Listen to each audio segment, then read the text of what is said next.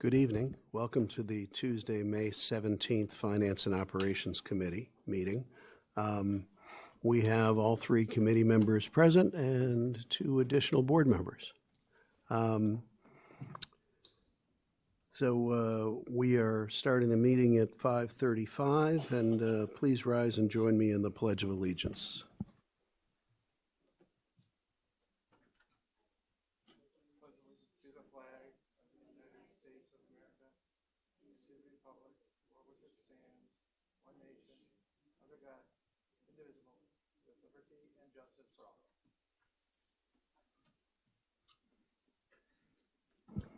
Thank you. I don't see anyone signed up for public comment. Is anybody here to make a public comment? All right. Hearing none, I'll move on. The meeting minutes from March 8th. Are there any changes? Go ahead, Karen. Let's just make a minor adjustment to have Athena moved over to board present for the meeting, not administrator, different district.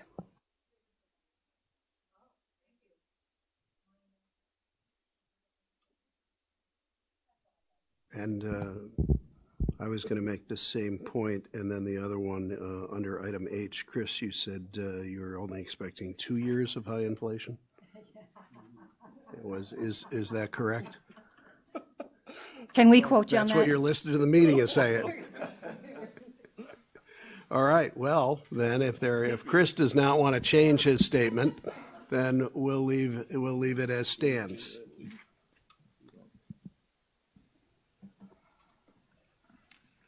All right, so the first topic, or I should say the second topic on our agenda, is timeline for final bond issuance from the 2018 referendum. So I'll turn that over to Chris and Elizabeth. I'm going to turn it over to Elizabeth. Thank you for coming tonight, Elizabeth, and I appreciate that. Thanks for having me. So I've got a presentation to go through. I also did a memo which basically had the same thing. I'll wait till we get the presentation up.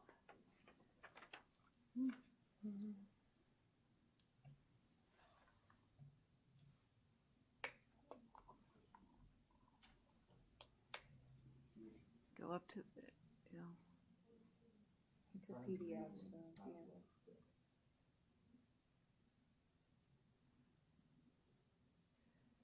okay.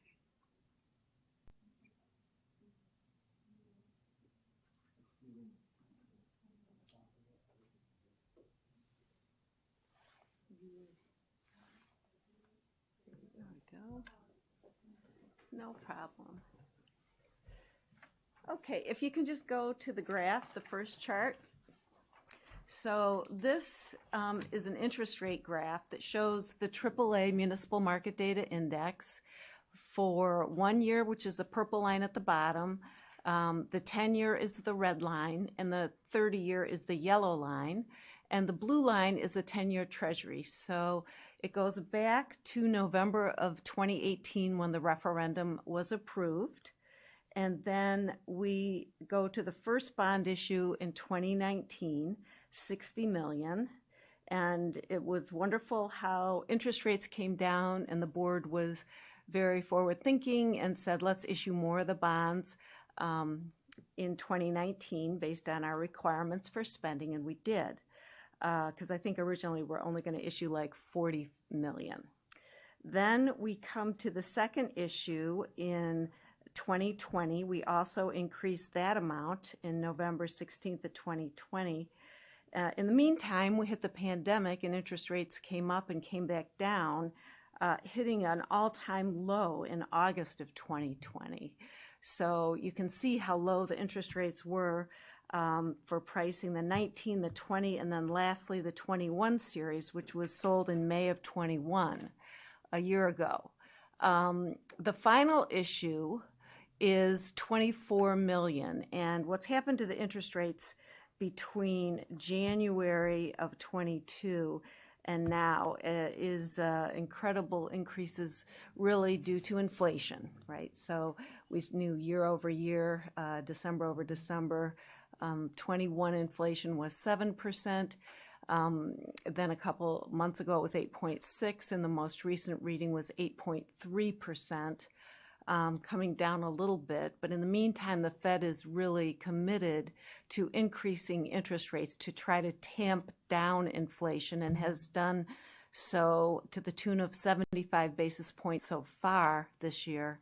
In June, we're expecting another 50 basis point increase, and they're probably going to increase rates at every single meeting they have this year to try to slow down the economy and then control inflation. So they don't have all the solutions, but that's their one tool that they're going to utilize. So rates are higher by, over 160 basis points than they were.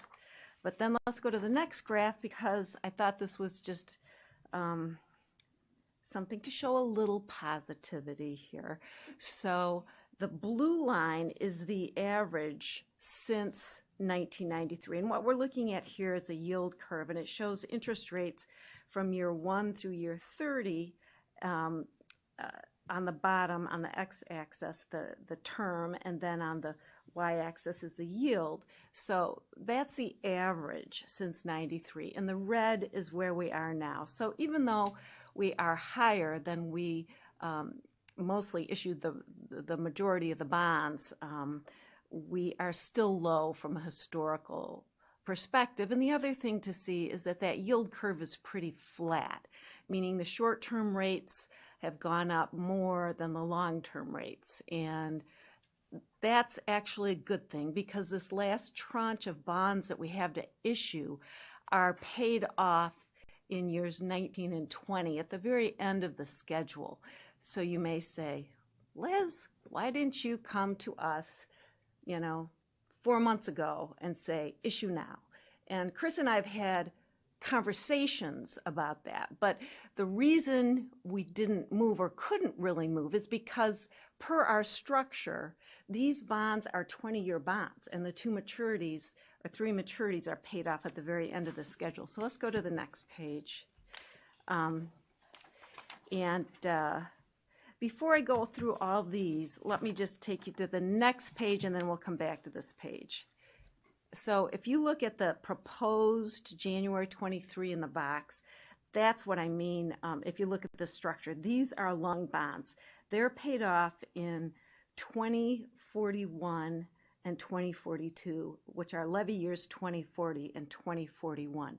And this is the way we always structured this piece of the bond issue from the beginning, because we couldn't get out to those years until now, because we're limited to 20-year payback under Illinois law. We can't go 21 or 22. So that's why I didn't come to you sooner. But I'm coming to you now because I want to talk to you about an idea to try to accelerate this a little bit and maybe offset some future interest rate increases that we're expecting as the Fed continues to raise rates. So originally this $24.4 million, this final piece, was planned for January of 23. January of 23 gives us a final maturity of January 1, 2043, which is levy year 41. So that's that final year. And just to mention, if we pay off the bonds sooner, what happens is we're not being true to the promise to the taxpayers with the structure, okay? And we'd have higher payments than otherwise what we're aiming for. Okay, so the 20-year payment schedule, again, is also consistent with not only the promise to the taxpayers, but it meets the district's cash flow needs for construction projects. So in order to issue the last series of bonds sooner than 2023, Chris and I talked about when could he get taxes at the earliest possible point from levy year 41, because that's what we're going to. Levy year 41 paid off in the year 22 or 23.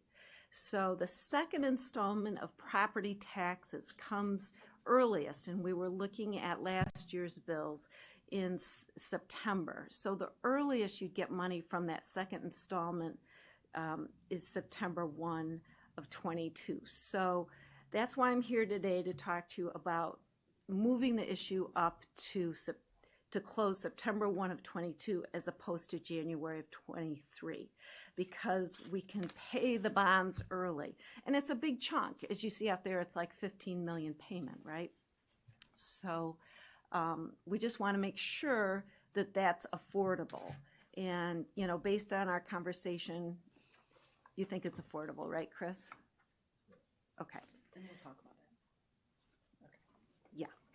So that's one way that we can move this up. So we're still, for the taxpayers, they're not going to see any difference. They're still going to pay their tax bill, 2041 taxes in September of 2042. I know that's a long ways out there, but assuming nothing changes with DuPage County, that's the plan. So they would not see any change. It's just the district's cash flow. You'd have to take that final payment out in September 1, as opposed to waiting to January 1, which is typical of the rest of your bonds. I would also mention that for this bond issue, all the other payments will be on January 1, except that for that final payment, because if we close September 1, 22, we get till September 1, 42. That's our 20 years.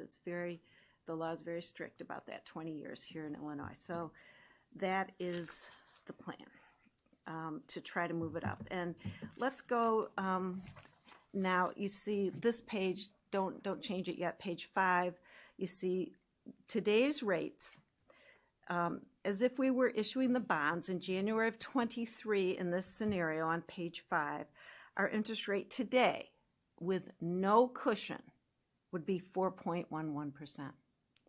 So, you know, that's higher than we've been paying. Look at the rest of the all-in true interest costs on the bonds, 268, 252, 219. So I think, you know, the bad news is rates have gone up. The good news is most of the bonds were issued when rates were at historical lows. Okay, let's go to the next page. This is the January 23 issue. If we look at page 6, here's if we issue in September of 22. So we're going to have a little higher interest cost. This says 409.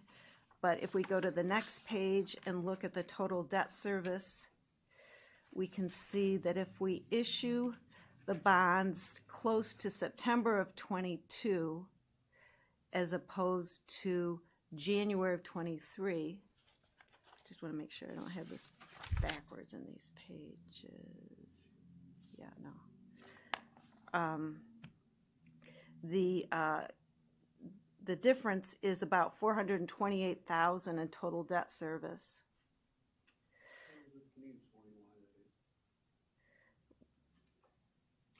I just want to make sure I don't have these screwed up. I might have it backwards. So much for the old lady's eyes here. Okay, September. Well, January's 411, September. Okay, well, we should issue in September then, because it's lower by $428,000, which, you know, we're going 20 years in both cases, but we're paying it off sooner on the last one, just on that last maturity. Yeah. Thank you. So anyway, it's lower in September, so that's another reason to go in September, to also stem any future interest rate increases. So I apologize for having this chart backwards. So in order to do that, we've got your parameters resolution, I believe, went out to everybody in their board packet. Yep. That is what the board would consider at its June 14th meeting. If you approve it as a parameters resolution, we would renew the bond rating with S&P in July, and we would go to market the first week of August and then close September 1. So closing September 1 is that final date that gives us a 20-year situation. So I just want to mention one other thing.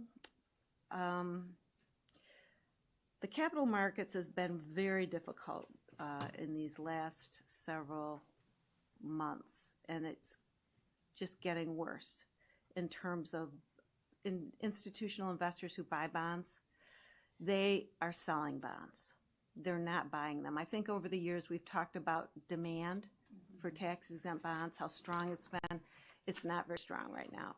So that is a negative for selling bonds, but there's another way to sell the bonds, which I'd like to amend your parameters resolution for consideration by the board to allow for either a public sale or a private placement of bonds. Interestingly enough, some of the biggest money center banks are buying bonds at lower rates and just putting them away as a private placement. So 24 million is a big number. It's not a local bank who's probably going to buy this, but it's going to be a JP Morgan, a Citibank, a Wells Fargo, a PNC would look at this. Almost all of the bond issues we're doing for issuers in the last 3 months the majority have been private placements. And this is a long dated bond, so I was worried that a private placement wouldn't work, but I would like to investigate that for you just because we've seen such a better rate, better interest rates going the private placement non-rated versus using your beautifully rated AA+. I'll give you an example. The Village of Orland Park last week, when they're AA+ as well, they had 25-year bonds and they went for a competitive sale. All bids were rejected because they were so high. Again, the demand for institutional investors for bonds is really weak. So they ended up placing it with JP Morgan Chase and got a much better rate. So I just want that as an option in the parameters resolution, if that's okay, because in this very strange market, I just think that would be nice to have that flexibility. So you would have Chapman rewrite the resolution then? I just have them add the method of sale could be private or public. Okay. Is that okay with everyone on the committee? Well, I just wanted us to talk a little bit about the pros and cons of that and what does it mean. From our standpoint, nothing. We don't take the risk. They're taking the risk. Right. If a bank buys your bonds versus institutional investors, they're committing to it for the life of the bonds. They're signing a bond purchase agreement just like institutional investors or a broker dealer. Yeah, so It's would fixed look rate as well. It's correct, and it'd look identical yes. The point of just from our standpoint. yeah. If Correct. either buyer, okay. So is it fair to say that in the past, the institutional rate was better and that's why we didn't go private? Am I using the language correctly? Yes. Yeah. So, but Yes. we're in a market now that's volatile and we may get a better rate with the private sector. Correct. Yeah. Yeah. It just gives us more flexibility. More flexibility. And if they bid and we want to reject, we can. In the same way we Absolutely. do with, okay. I don't have any concerns opening it up to more flexibility. They're just looking for other ways to invest. Yeah. When investors fear rising rates, in the taxable market, issuers will issue puttable structures. Is our puttable structures something that happens in the municipal market? Not usually, because it's a risk to the district Right. in the future. So, I mean, I've not seen it, is it even legal? not to my knowledge, Okay, all but right, I haven't asked yet. all right. Yeah, I mean, that would be, if we wanted to assume some interest rate risk, that would be an option, but it sounds like not a custom in the municipal bond market. Right. Okay.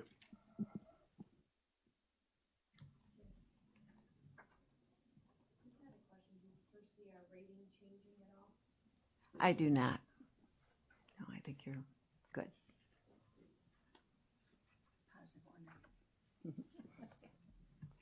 Any other questions? Okay. Elizabeth, I have just a couple of clarification questions. When you say, earlier you said affordable for a September 42 maturity date. That's just a cash flow issue. Correct. Okay. And then when you say have that 1.5% cushion in here, that's just kind of a fudge factor in case things go south. Is that the idea, that cushion? It is, but I don't think I have a cushion in here. No, I think in one, either in a footnote or in one scenario, you had a 1.5%. Is it in the box on page 7 when we're doing the break-even analysis between the two Oh. dates? Yeah, I see, right. That's right. That 1.5 cushion was in the option that I showed you for this issue when we priced the bonds in May of '21. So what I'm just trying to tell you is in May of '21, when rates were low and we did the most recent issue, we assumed 1.5% cushion on this 24.4 million. So you were just assuming that rates would be 150 basis points higher. Right, and guess Got it. what? We're through it. Right. Yeah. Yeah, that returning to 2% inflation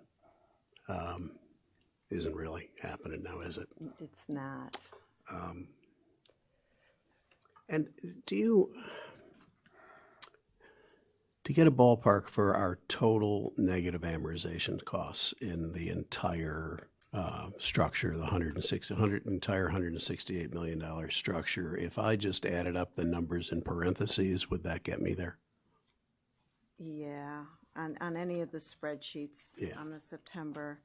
I think in the estimated debt service with referendum, that includes the limited bonds as well, the total column that says estimated total debt service. So that's includes the, Yeah, so like if I'm looking at page 6, or early on, if I looked under the final April 21, if I just added up all those numbers in parentheses, that would give me my total negative amortization. Is that correct? your total principal and interest, right? Is that what you're looking for? Total principal and interest? Yeah. Yeah. Okay. All right. I mean, what I mean is, negative, paying interest on interest. Okay. The interest on interest, you mean the capitalized interest? Yes. It's all netted in these numbers.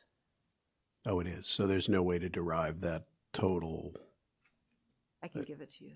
Yeah, that'd be great. Total capitalized interest Yes. is what you're looking for. Yeah. Yeah, sure. Thank you. Much appreciated. There's a lot of that, yeah. Yeah. But less in this most recent issue, than we've had on prior ones. But Right. again, we used that tool to allow us to feather in this new debt service while we're still paying off that old referendum bond debt Right. service. So which we have, 2 more years of. Yep. Oh. All right. Thank you. Anything else? I had a question on the resolution. So we're talking about 24.4 million, and the resolution is talking about 27.6. Help us understand that. So I can help you understand that. It goes back to bond premium. And if we sell these bonds in the public market, they're going to want a 5% coupon, yet our yield's going to be closer to 375 or 385. So that 5%, that bond premium, brings our amount down to more like 24 million. The amount in the resolution is the dollar amount of the the amount you could issue based on the 168.5 million referendum. But if we go in a private placement, we're going to have to pay cost of issuance and capitalize interest on top of the authorization. So we need to have a higher par amount because they don't like premium bonds. If we place it with a bank, that'll be all par bonds. So it'll be a lower rate, no premium, higher par amount. Also, we could have some demand for discount bonds. We're starting to see some discount bonds come back, so it's allowing us flexibility. But the amount of the dollars that you're gonna get are the 24.4 million. That's the dollar amount that make you whole for the 168.5 million referendum, correct. That answer your question? Yeah, I just want us to be clear about everything that Yep. we're doing. Sure. Then I just have a curiosity questions. These big banks that are buying these, are they sticking them in their held to maturity portfolio? Yep, and some of them have like asset managers that they're planting them in. Oh, okay. Yeah, and they're Alright. just holding them to maturity. Yeah. Or they're promising to do so as a private placement. Yeah, yeah, they're certainly not going to be very liquid, so, Right. all right, thank you. Anything else? All right, let's move on. Elizabeth, thank you. I understand you have Thank you, another Elizabeth. obligation as well. Thank you so much for putting me first, and nice to see you all. See you back in June. So that completes 5A, the timeline for final bond issuance for referendum. We're going to, for now, skip 5B, facilities update, and we're going to go to 5C, the update on the 2021 tax extension, EAV, and new construction. So yes, the item on the screen.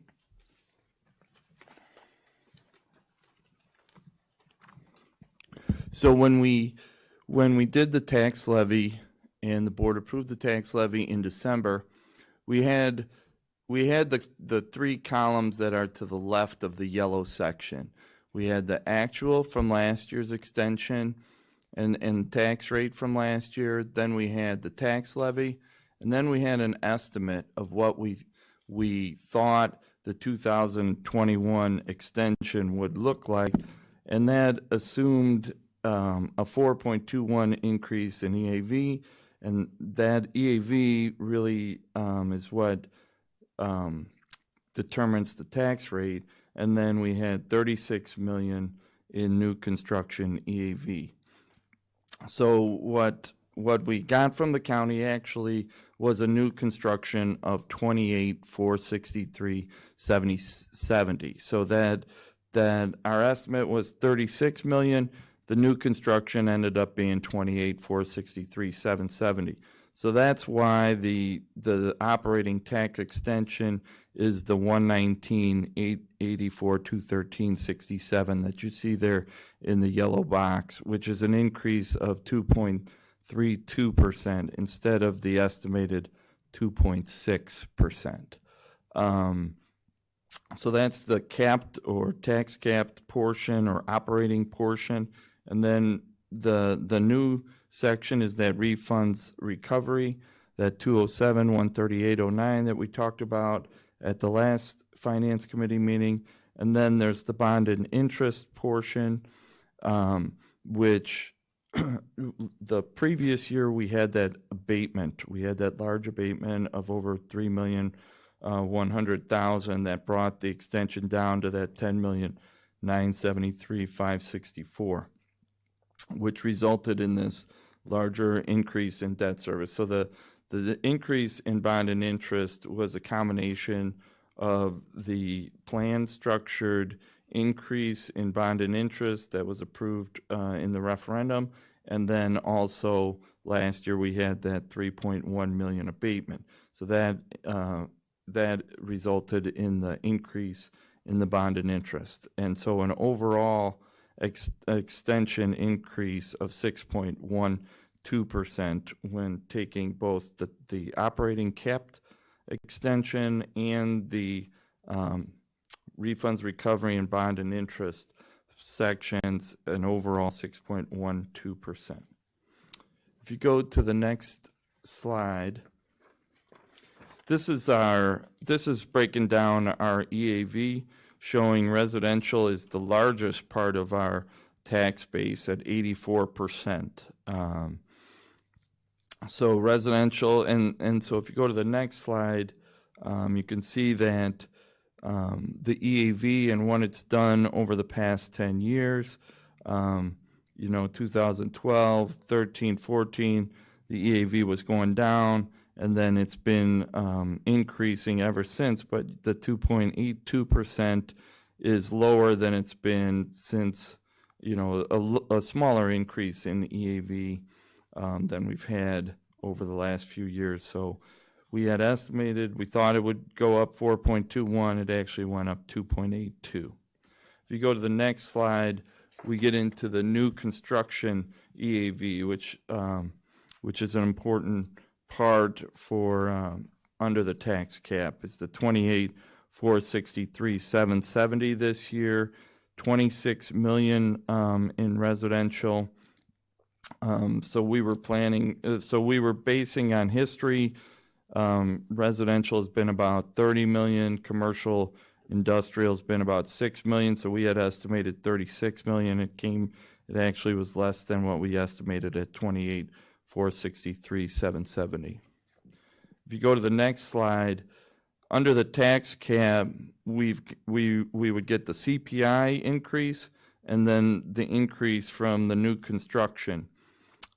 So this year, the CPI increase was 1.4, and the percentage increase from the new construction was 0.92, so that gives you your overall 2.32% increase in the operating or capped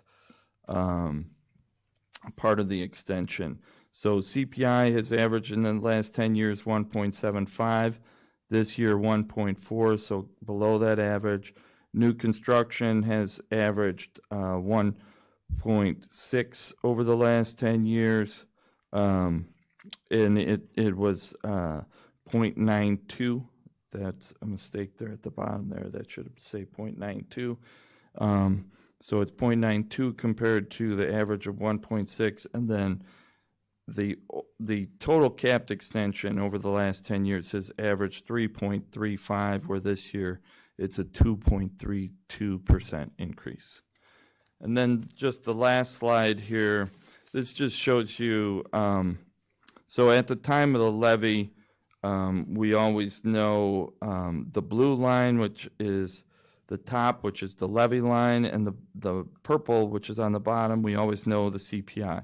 But we have to wait for the new construction EAV numbers to know what it actually comes out to, which is the middle one in the yellow is 2.32. We always know that will be less than the levy amount. So that's really all I had on the update from the county on the operating extension and rates.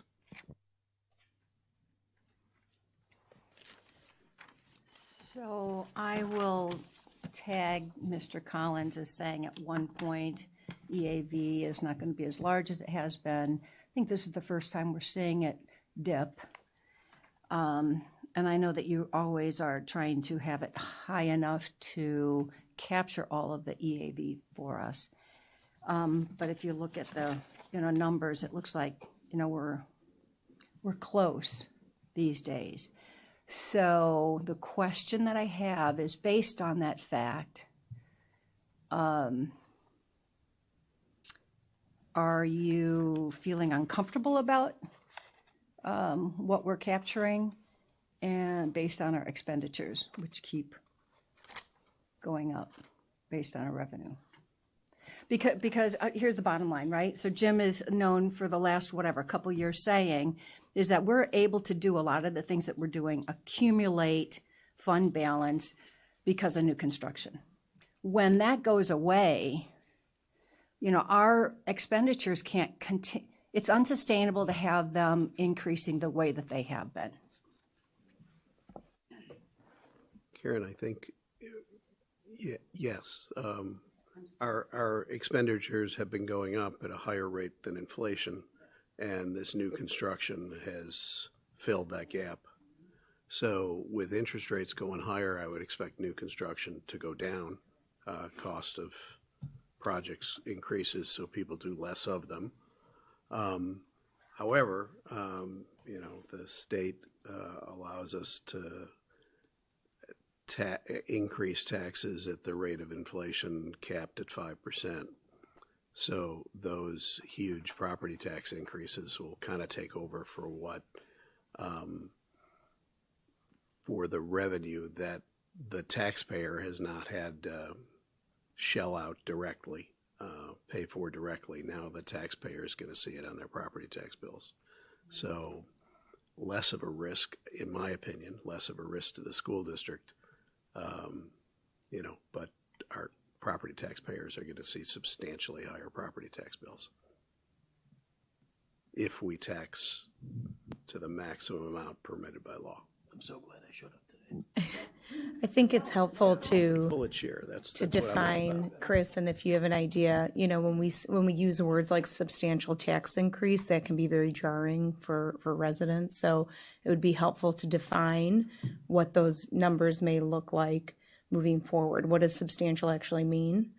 And similar to what we've done with the referendum, we said X amount per $10,000 tax bill, right? What can we anticipate? And I know that it's an estimate, but when we use terms like substantial to define property tax increases, I'd prefer that we actually have a dollar amount rather than a describing word. They'll force us to have numbers versus describing. I'm saying right now. Yeah. Right- no, right, I'm with you. like- I so support you. So when we talk about a property tax increase when we levy to the max and we put in a property tax increase for our residents, right? We're talking about what percent increase can a resident anticipate? Am I making sense? Yeah. And I know you don't have that number right now, but I'd rather talk in real terms than adjectives that describe something, because I think terms mean different things to different people. So if you go back to the first slide, please. So the overall extension is at the bottom right in the yellow shows a 6.12%. So we're talking about a 6.12% overall on the current property tax bill. I don't have, let me see if I can find what we said in terms of at the levy presentation from a taxpayer standpoint on a $500,000 house. Oh, yeah, I'm not asking for that. We could do it off the 10,000 like you do. So is it safe to say then, Chris, that if my property tax bill is around $10,000, I'm looking at a 6.12% increase? Correct, a 6.12% increase from last year. From is what last we're year. looking at. Thank you. Yep.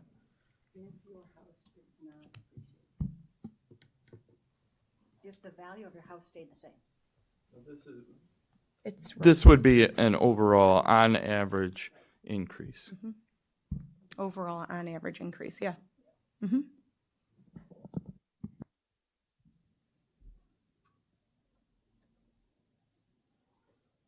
All right, so the next item, insurance committee update. I had provided some, just what we shared with the board, or with the committee recently.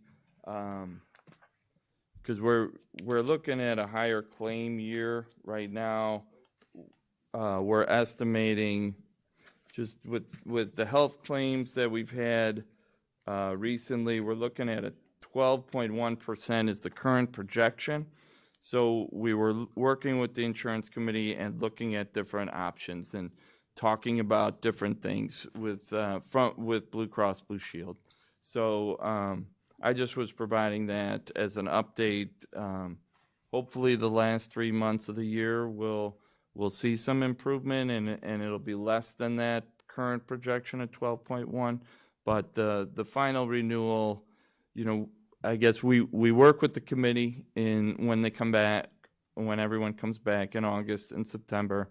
The final renewal comes out in October to the board meeting at the second meeting in October, but the committee will be working on it in the meantime to see what the actual renewal comes out with and working to see if we can find some ways to mitigate those increases.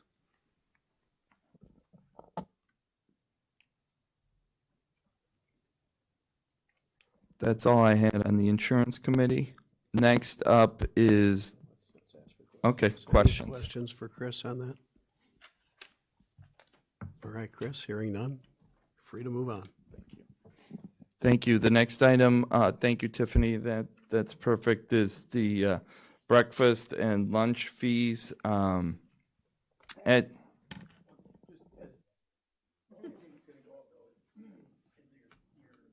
dollar value associated with unit district 205, right? If I look at my tax bill, which I do, because I just pay it and get checked, because I'm that guy who still pays with checks. Can you turn your mic on, Rob? But the only thing, if you, Saying something important, so. like when you say the tax bill is gonna go up, it's really only the tax bill associated with unit school district 205. Like if I look at the itemized list on my tax bill. That's right. Not that I carry around my tax bill all the time, but Right. eventually I'm gonna have to pay it. I like that. Literally, it's June 1st is coming up. I literally drop it in the mail June 1st, right? Because that's just me. So, right, exactly. So that's the only thing that's gonna go up by the 6%, not the total value, right? Because if you say 66% of someone paying, $25,000 worth of taxes, that becomes a large dollar value. Yeah. So I just want to clarify, because I kind of freaked out. I'm like, 6% of the whole bill or 6% of that value? Yeah, the 205 portion's all we have control over. Okay. And I appreciate that clarification. Still 75%. 25% less than what the 6%. And they're All right, low. thank you. We're no different than the others. So on the breakfast and lunch fees, the last 2 years, the USD has provided free waivers for all breakfasts and lunches for students. But beginning June 1st, 2022, all meals are going to revert back to paid meals. With the supply chain issues, food costs are going up significantly, 40 to 50%. So due to that, we've had to increase the meal cost for next year. So breakfast currently at $1.95 will increase to $2.15. Lunch at $3.10 will move to $3.50. Those are at the elementary and middle. At York, we'll go for breakfast $2.80, we'll move to $3, and the lunch will go from $3.85 to $4.25, and the milk fee will remain at 55 cents carton. So that will be for approval at the next board meeting in consent agenda. So any questions on that? Chris, that, I haven't done the math, but it seems like that's going up at less than the rate of inflation on food. We try to keep the prices down. Our food service program is aiming for a break even. We don't try to make money as far as the lunch program goes. We're just trying to break even. So these were prices that the food service director had decided on to try to continue to break even on the food service program. Okay, thanks. So Jim, that was my question. So our people are saying that they're still going to break even based on these numbers, because it doesn't look like they will, based on what we're presented here. So I just want to make sure we're putting it out there. We're just trying to break even and keep the food costs down for the students.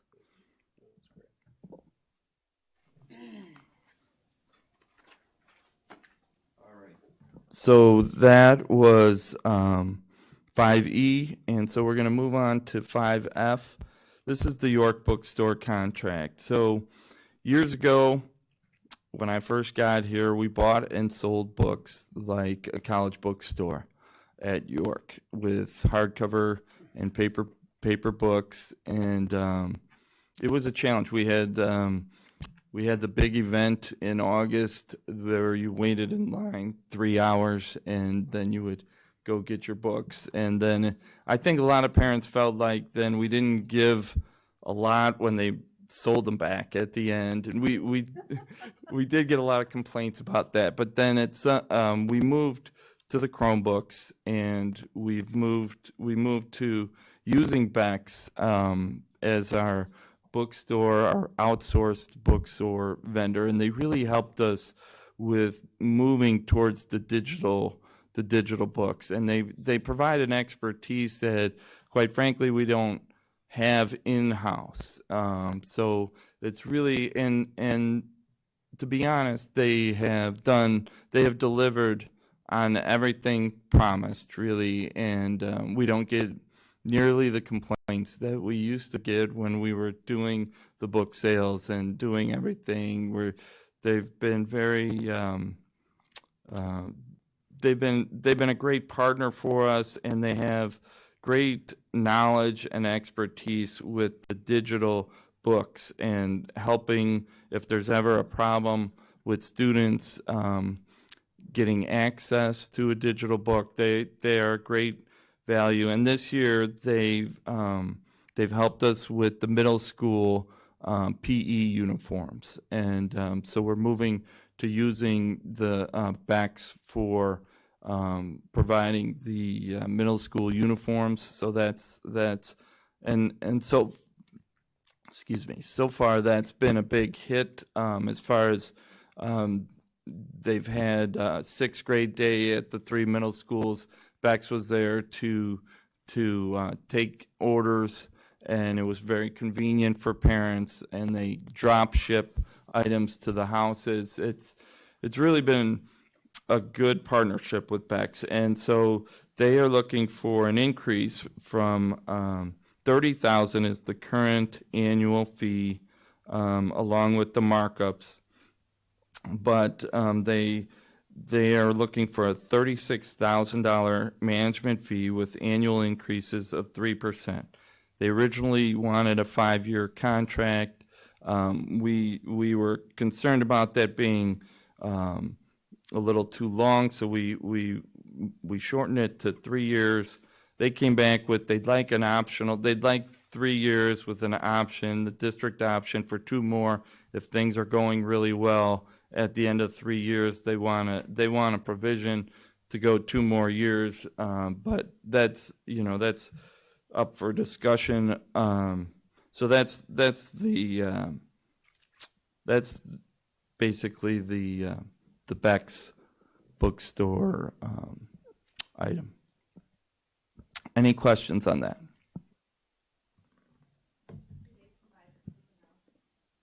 They do. They do provide the personnel. The district uses Pushcoin for all fees.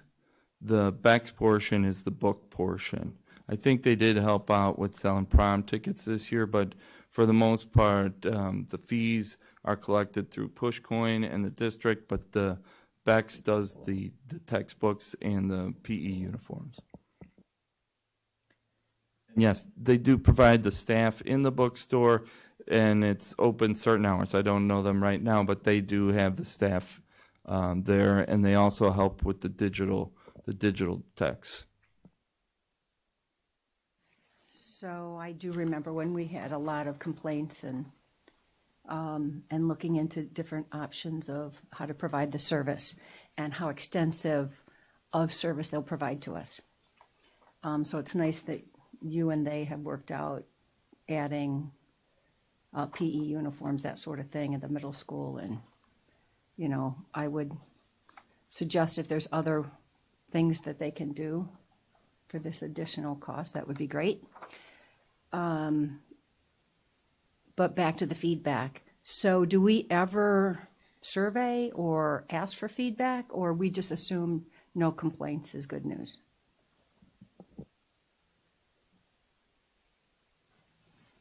I guess as a parent, I'm not sure how much I don't know how much positive feedback you're going to get on paying for digital text.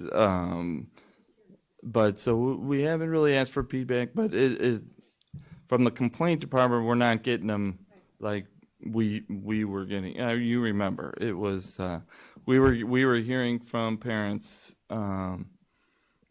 before we went to Bex, and since we don't hear complaints anymore. From the perspective of this parent who went through the pre-Bex to post-Bex with kids in high school, they upped the customer service that we're providing our constituents dramatically. Going, as you mentioned, from the standing in line for 3 hours, having some high school kids pick out, books off of stacks of books and standing there forever, to having everything in one box. You give them your name, they bring it to you, you pay them, and you're done. That saved our constituents a lot of time. And I think, Ship it to your house too. or ship it to Which your is house, really nice. which I'm that guy who doesn't do that.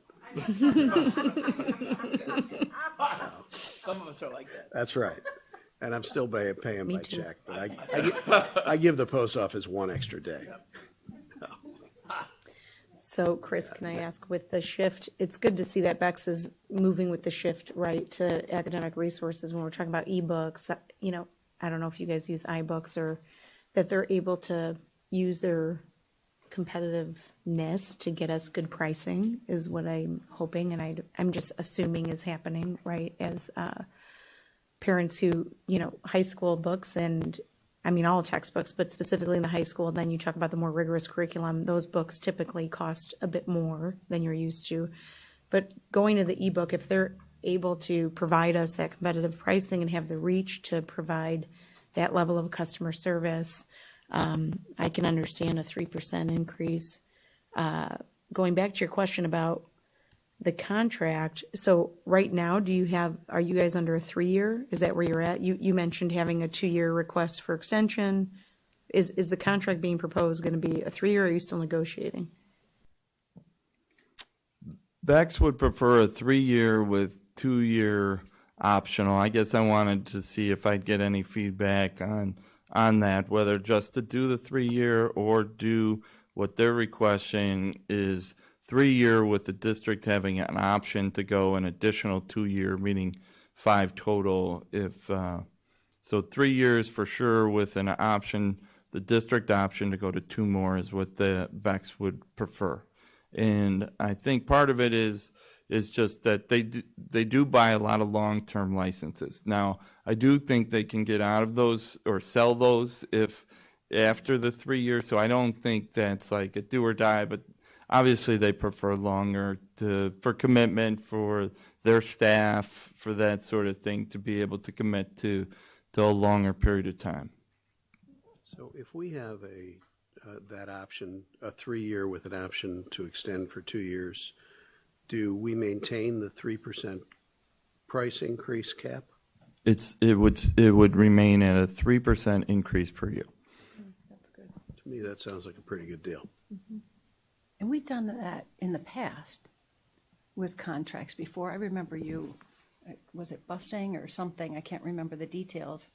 So I'm just curious, do you have a reservation? Or you just wanted our feedback? Well, I guess I've described it as a good partnership. So I do think, and I guess, I don't know, it seems like 3 years goes by in the blink of an eye. I don't know why that is, but it does. I don't know if I'm getting older, but it goes by in the blink of an eye. So, if the partnership continues, the service provider, continues, I don't see any reason why. I mean, I guess I would like to have the option to, what it saves is, having to come back to the board to get another contract approved. So after 3 years, service is good. We're happy. We just would execute the 2 optional years and continue on through 2027. So I know that for the busing contracts, we have performance metrics that they have to meet, and that determined whether we would extend additional years. Do we have something like that in this contract? And if we do, then for me, it's, go forward.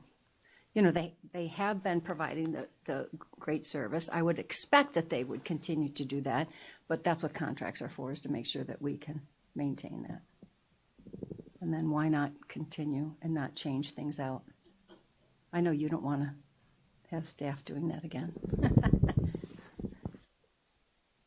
Yeah, so, yeah, talking through, now the busing is a little different. They have a different law about, so, you know, we can do year to year continue unless we get a letter from another bus company, which would require us to bid out. So that's a little different than this, but I do think the optional 2 years at the end that I would prefer that. So then, you know, 3 years goes by and everything is going well, we could just continue on.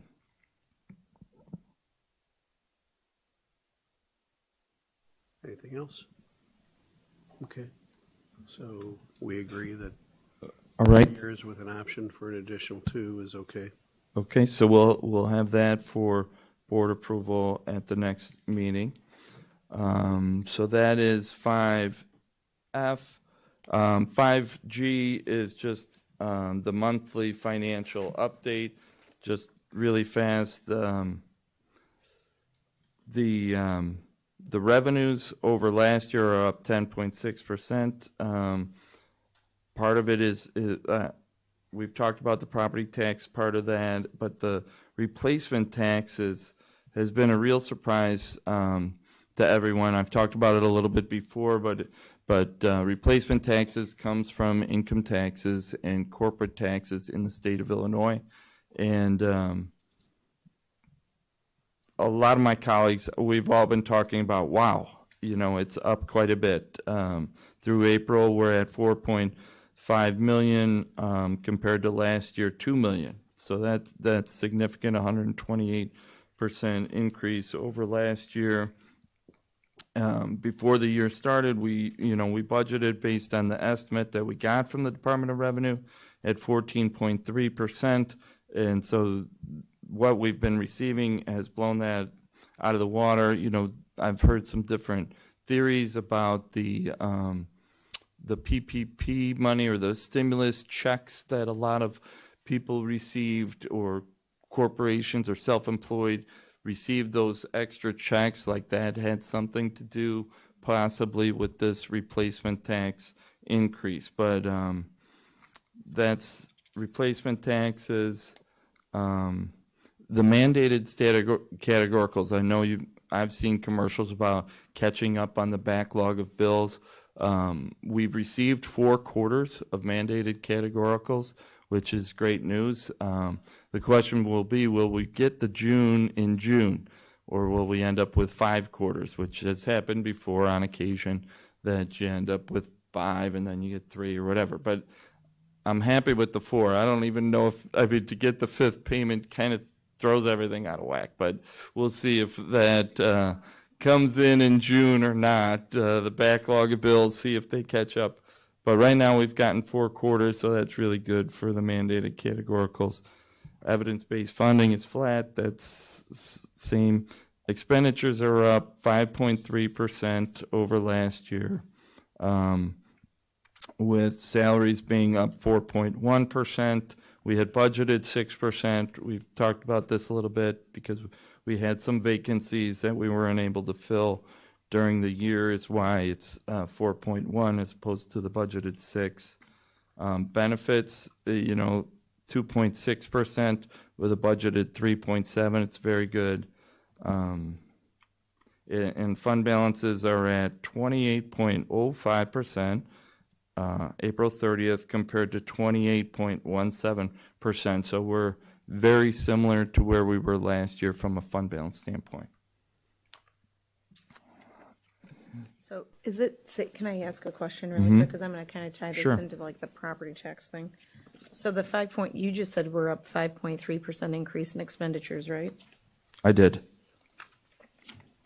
And then I'm just making a comparison to the property tax increase on the 75% of our property tax bill at 6.1%. I know they're in different fiscal years, but just to see a trajectory here of spending versus what's coming in. Is that accurate, right? What was the question? Just to make sure. 6.1% increase. 6.12 on the revenue. tax extension, yes. Yeah, okay.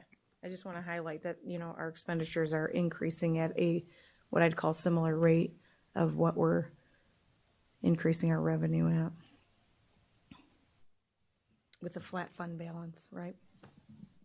Right, the fund balance is about the same. The one big thing on the expenditure side that we had this year, as you know, it was the purchase of the maintenance garage. So that was a transfer from the working cash fund and the operations and maintenance fund to purchase that maintenance garage this year.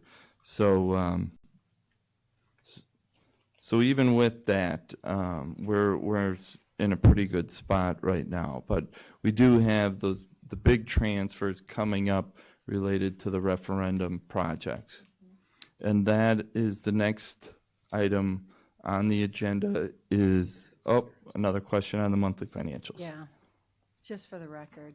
Okay. So the state put in, what was it, 300 and some million dollars into EBF, additional funds? Do I have that right? Yes. Okay. But we don't see that because we're tier 4 and we just get 0.01% of state revenue. Correct. We're tier 4. You can see that on the top of page 2, our increase was $8,500. So we went from $6,505,000 to $6,513,000. And that's important because, you know, there's headlines saying that the state puts in hundreds of millions of dollars into school funding. But it's important for our community to know that doesn't come here. Not a lot of people know that. Correct. So that's why the property tax rate and bill is critical for us to manage. And what I wanted to what I was in particular highlighting, if you didn't get it, is that we have to begin to better manage our expenditures.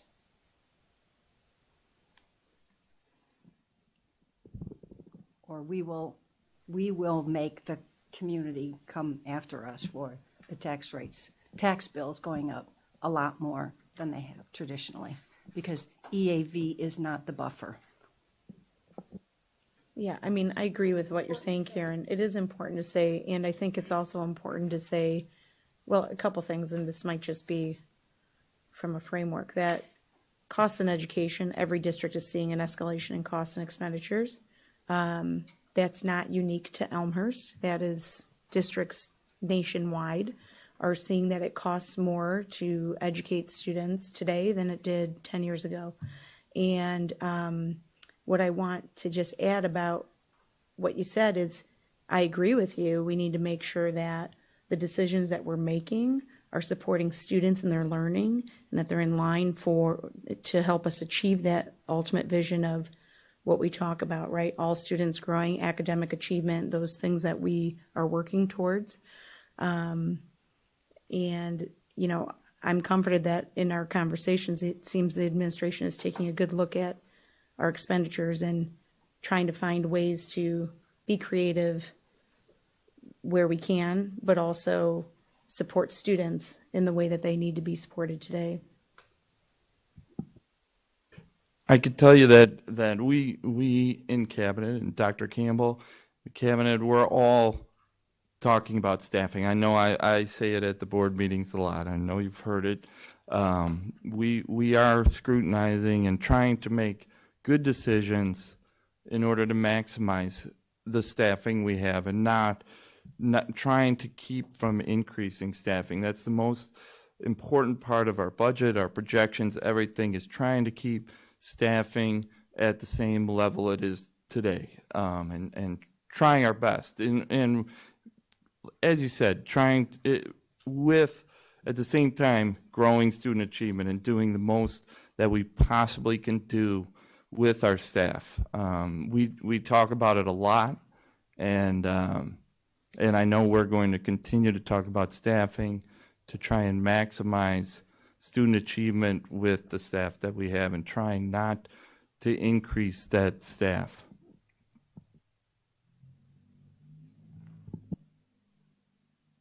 Next up is the facilities update. We're going back to 5B, and we're going to turn it over to Todd Schmidt.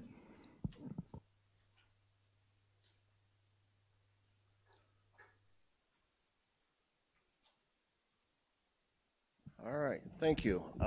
We got a somewhat of a long presentation tonight to go over all the work that we've been doing so far with our facilities master plan and a few other things. First off, I just want to start right off with Lincoln. Lincoln is just, it looks amazing right now. White and Company did a great job of designing that facility. Some of these pictures I can't show much because we got a lot of the flooring and things covered up right now. Basically, what we're doing right now is just all the interior finishes and finishing up the site work. They're putting in the casework, as you can see here in the office. They're getting that done. They're getting the learning stairs done, some of the stuff in the media center, all the other casework in the cafeteria area, the kitchen. That's being finalized right now. We're right on schedule where we need to be to make sure that we open up for the start of school next year. It's a great looking building every day as more of the finishes go in there. Just can't wait to get the kids in there. ICI is doing a great job of keeping this on schedule and on track. Basically, we're still looking at moving furniture in there in July and start moving everything for all the teachers and all the staff, all their stuff in there in the first part of July. So we'll definitely be ready to go for the start of school. As we look at that initially, our allocation through the referendum was about $32.5 million. If you look there, we spent almost $24 million expenditures as of the 9th of this month.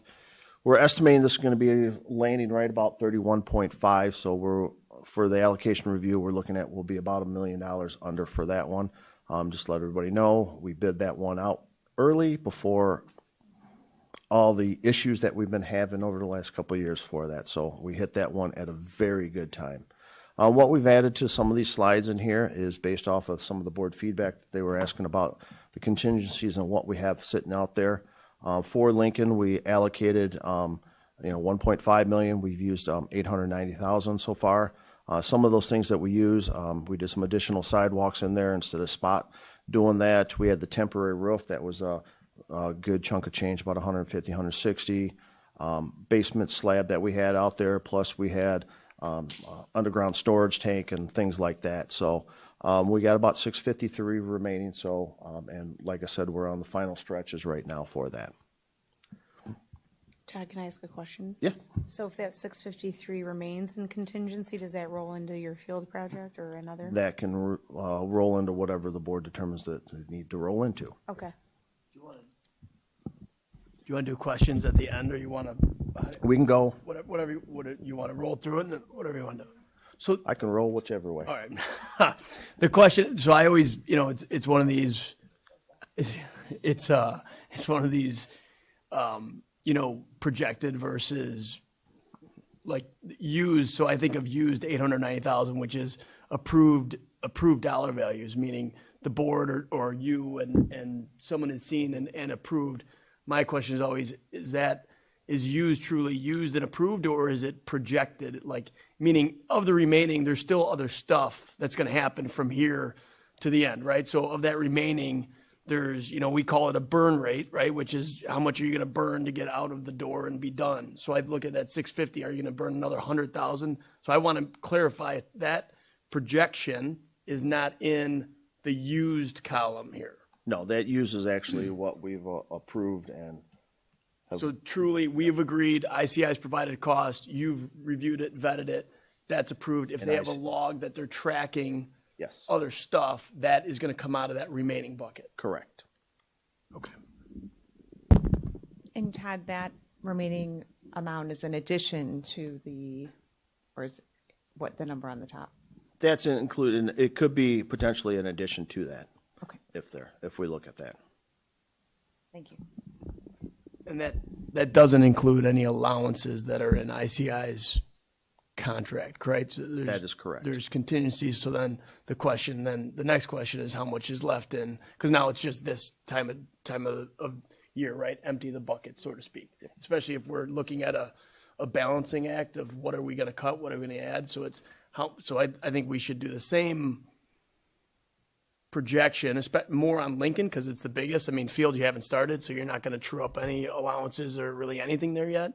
But I think maybe the other direction, to be honest with you, based on what I looked at yesterday.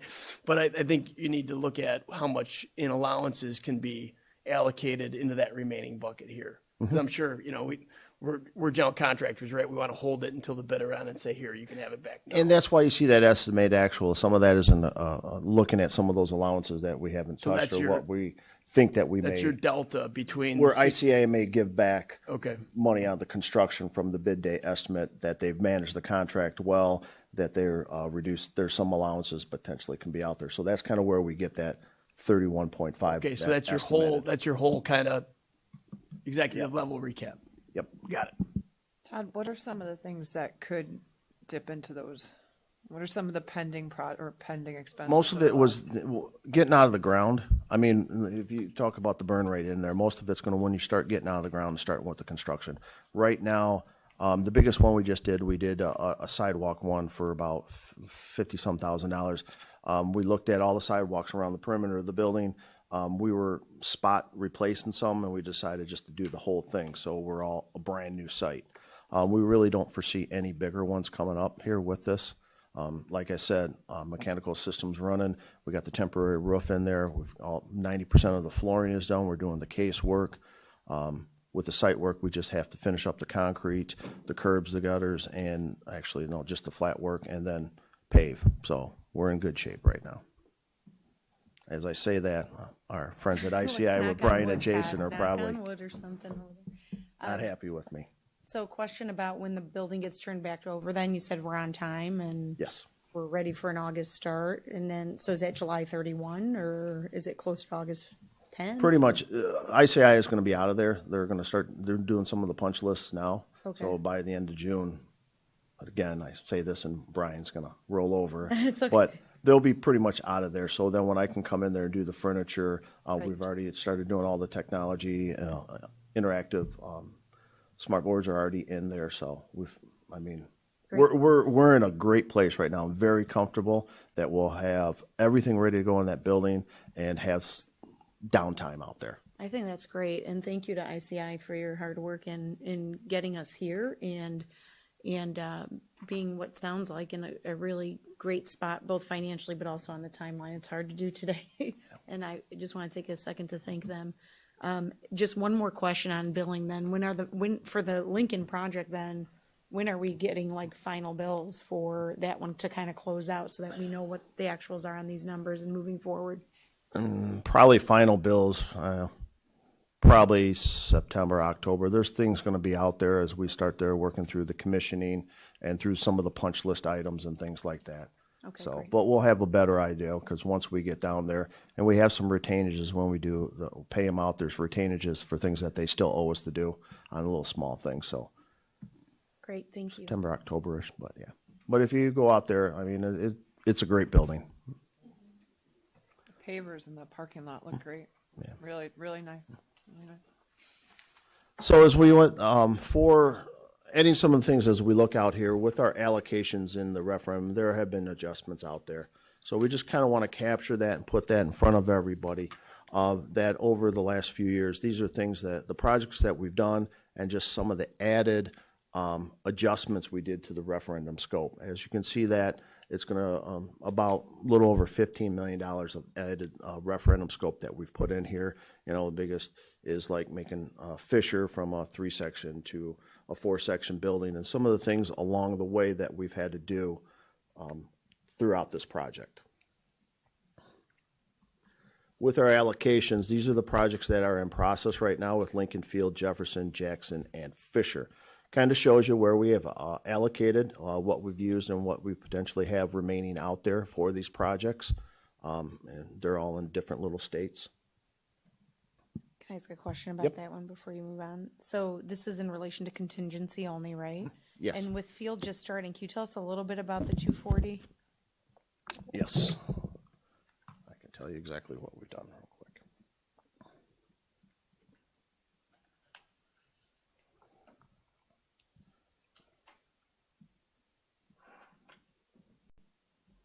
Bad dirt setting the trailer. Bad jokes. That's the only thing out there. So we spent $240,000. It was a water Bad retention. dirt like, setting. oh. the trailer. That's too funny. Sorry, it's a bad joke. Too soon? Too soon. Too soon. A lot of that, as you can see, once I get to field, I kind of got some of them out there, but some of the comments from the city of Elmhurst as we went through some additional site work that we had to do with the sanitary lines and the water lines going in there, based on the comments from the permitting process through the city, things that we had to do out there to the site. That's a big chunk of it.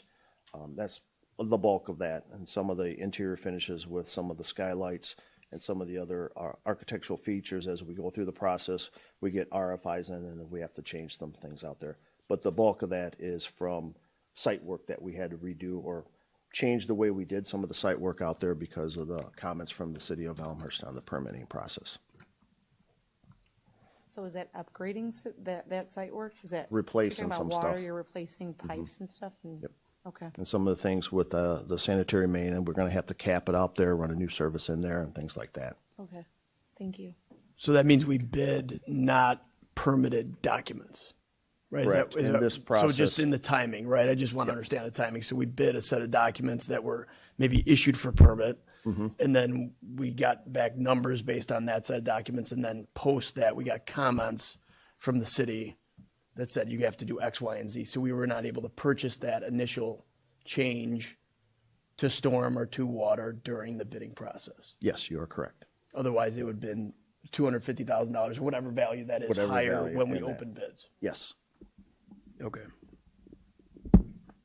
There's a lot of city stuff, it's like the city's like how much can we go negotiate? Because every slide is like city fire, city water, right? If this is put a loop around the building, do we have any argument, any place to have a discussion to say, is it really necessary? And it's usually the old conversation of they are the authority having jurisdiction, but then there's still what is really necessary versus what is a wish list, right? It's just Right. that's always the hard balancing act, I feel like, and it's a little bit of, we're chasing a little bit of a problem, I would say. So I would say if we haven't installed it yet, and we can still have a conversation with city engineering to say, hey man, let's take a look here. We've have those conversations on there, so. Okay.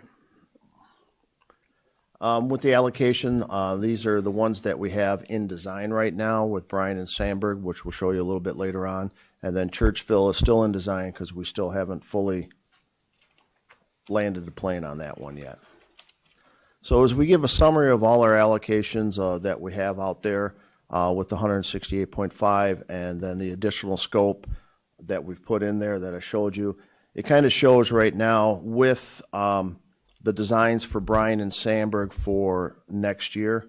That included in there. Right now with Churchville, we just have the referendum allocation in there. We haven't finalized that one. It shows us right now that we're about 17.7 over where we were 18.1 previously. So we've been able to shave some of the overages down based off of where we're at right now. And you can see on the far right there with the allocation and allocation review of the additional referendum scope, that was the previous slide of all that stuff that we've have adjusted in scope with this project since it was done back in 2018. Thank you for the shaving, because as we talk about expenditures and where we're really going to have to, be cognizant of that. I appreciate the fact that you're doing that, and that's great to hear from our perspective. Do you happen to know what the allocated money was for Churchville? From the referendum? For 14.3 for this part of the project. Okay.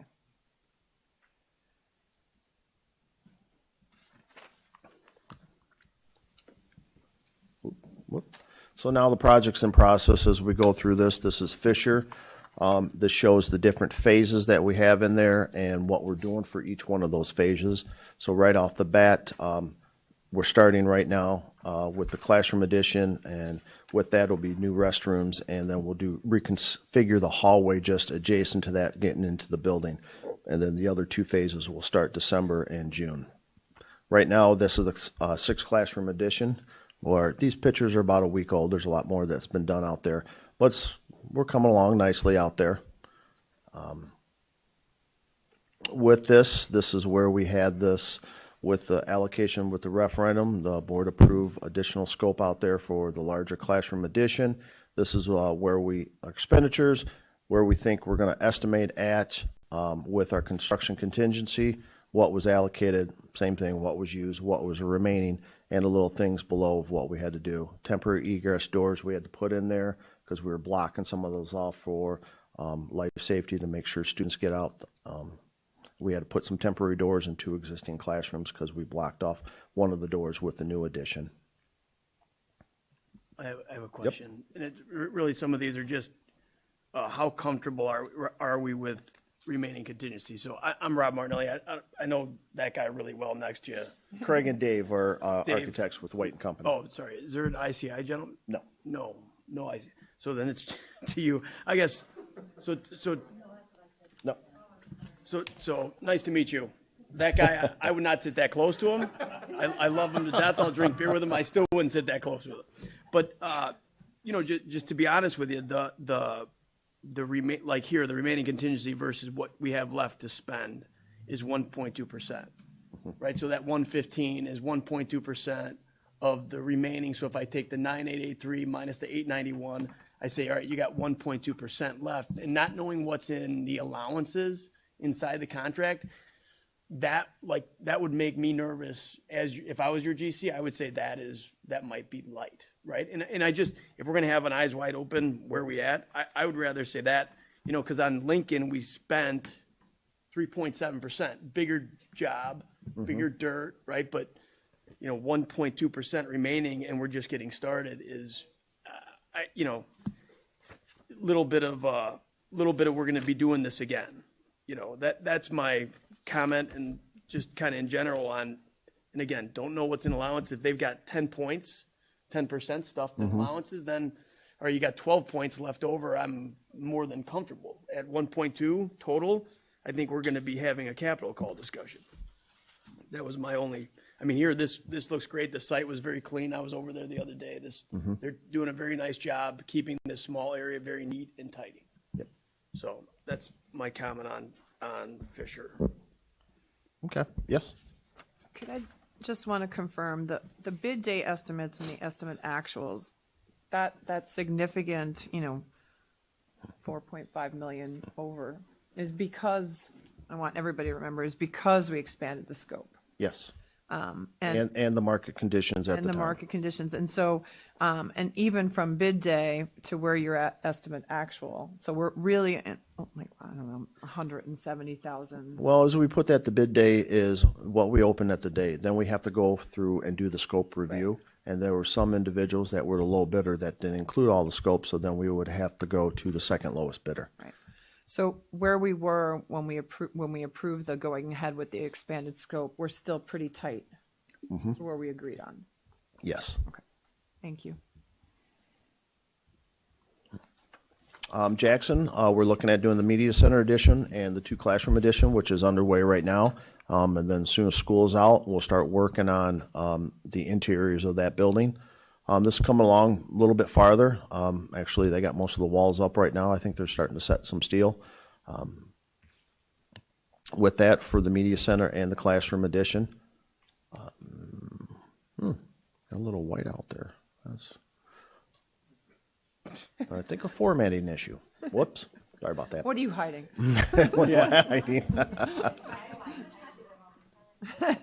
So, same format right, as that's we've been exactly going what that through. is. So this is going to be consistent of how we're going to report these things out for everything right there. On this one, we just want to show that it's not all an add on the contingencies. We did get a credit because we removed a couple of the roof screens are up there. So as we go, it's not all adding. We look at trying to get some credits where we can. Jefferson, kind of the same thing as Jackson, except for the classroom edition with the media center, site drainage improvements, all the corridor renovations and everything right now. Big project we have going out there. This is the media center addition that they're working out there in front of the building. Not other pictures I can show you other than this right now. So Pretty to me. and the same thing as we look at it where we have with the allocations for the contingencies and everything out there. So that's your estimated. that's back to your estimated actual, right? So Yep. we're 83 in the hole, and Mm-hmm. you're really projecting above that, right? So no, you're not. Yeah, we have used up some of our contingencies out there, and this is one of the things that we'll be looking at. So, Is this the later part of this? Sorry if I'm. nope, you're fine. But here, you were saying we already need more dollars, right? So Potentially in this project, is yep. is already, so that estimated actual 8036 is probably gonna be, if you said you're gonna spend, say you spend $200,000 more, right? The 8036 is really gonna be like 8236. Yes, without looking at what. Without we looking may at, have right, in just to it. say, hey, I'm not gonna burn 10%, that'd be 800,000. If I burn 2.5%, I'm gonna burn 200 grand. Okay. And the bulk of those, obviously, were some of the site work things that we had to do for the comments from the city for the sanitary lines. Can you remind us of the timeline on Jefferson? Jefferson underway right now. We'll have all the interior renovations completed prior to school. The addition won't be done for the school, but we'll be able, just like Jackson, the library, the media center additions won't be ready, but the rest of the building will be ready as of now. The extension and the media center. Yep, we have it out there. That's end of September, early October, I think, for the additions. To be done or? Yep. Oh, that's okay. And then Todd, go ahead. No, I was just thinking as I say those, I got ICI Brian probably. Add it to the list. Yeah, probably not happy with me. Because we're not them. We're white. Your job is done. All right, so the question was Jefferson, where it says City of Elmhurst Water Service revision and the sanitary service revision. Give us a sense of As part of that, we why- had to relocate the sanitary lines, how they were laid out on the property based off of the addition and based on the condition of some of the sanitary lines. So there's the same thing as Rob was stating out earlier, as when we bid these things out, we were still going through the permitting process and getting their comments and their feedbacks in there of what it would require for the permit. So those are things that came after, because we were doing them at the same time, bidding them out and going for permit review, just to make sure we kept it moving forward. Okay, thank you. You lose a month otherwise, right? Roughly. So that's the balancing act you're trying to, if you can get it, great. If you can't, it could be, and then it could be over a month if their comments, White goes back and forth with those comments, and then you're still negotiating with the city. So that could go on 2 to 3 months, and now all of a sudden you've waited to bid this piece of it, which is problematic. It's not uncommon. Field school, not much to show. Just we moved the construction trailer there from it's a smaller building. It's a great ICI. This is your design. So the trailer's out there ready to go for when we can start. The only other thing that we've been working with field with property owners to the east of the property, we sent them out initial letters that we will be putting the 8-foot fence that some of theirs encroached onto our property. We also went out there and had a surveyor go out there and stake it in their property so they know. And then we just followed up with some pictures and explanations of what needs to be taken care of. And so waiting for them to come back to me so we can sit there and start coordinating that of exactly how we're going to do it, when we're going to do it, what trees have to be removed, the sheds, and some of the other fence lines. So And how many residents are impacted by that? 12, I do believe. Everything on the south is pretty good. They're right on the property line. One of the individuals on the east side with they just built a new house and they just put their new fence up, and we were coordinating with them ahead of time, so it's in the right spot. So I think it's 11 of them that we still have to work with. Okay. Some of them are very minor, just some trees and things. There's a few of them that are major. More significant. Yes. So with that, same format as we had with everything else. If there's any questions on that.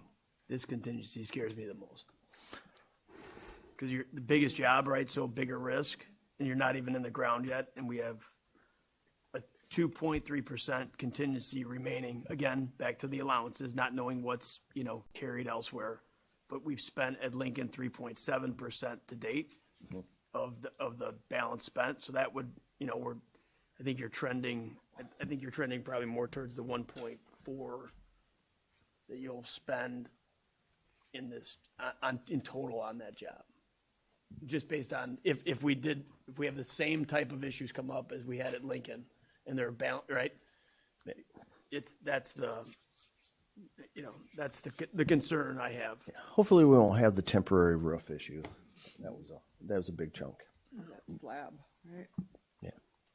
That's why I was asking about the rollover potential. So we did, from the lessons learned from Lincoln, we put some of those things in there with the allowances for field. So you Okay. curbed it until the next, supply chain issue crushes it. Hurdle. Let's not say that. We will try to find a new date for the groundbreaking. Yeah. Oh, yes, yes. Work with Tanya and Dr. Campbell, try to find a date.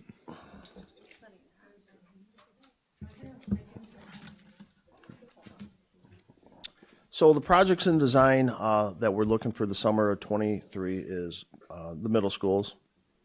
As we look at that, with Brian, we'll be doing the media center renovation, all the interior renovations, pretty much like we've done with Jefferson and Jackson, working on some of the stage rigging and lighting and stuff in the auditoriums,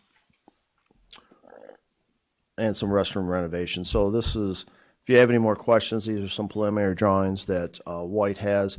This is the media center out at Bryan. This is still in the early stages of it, but kind of what it's going to look like with some of the things within that space. As we look at the media centers, we looked at within the existing, there's no additions on these for either one of these three schools. We're staying within the confines of the four walls for the media centers.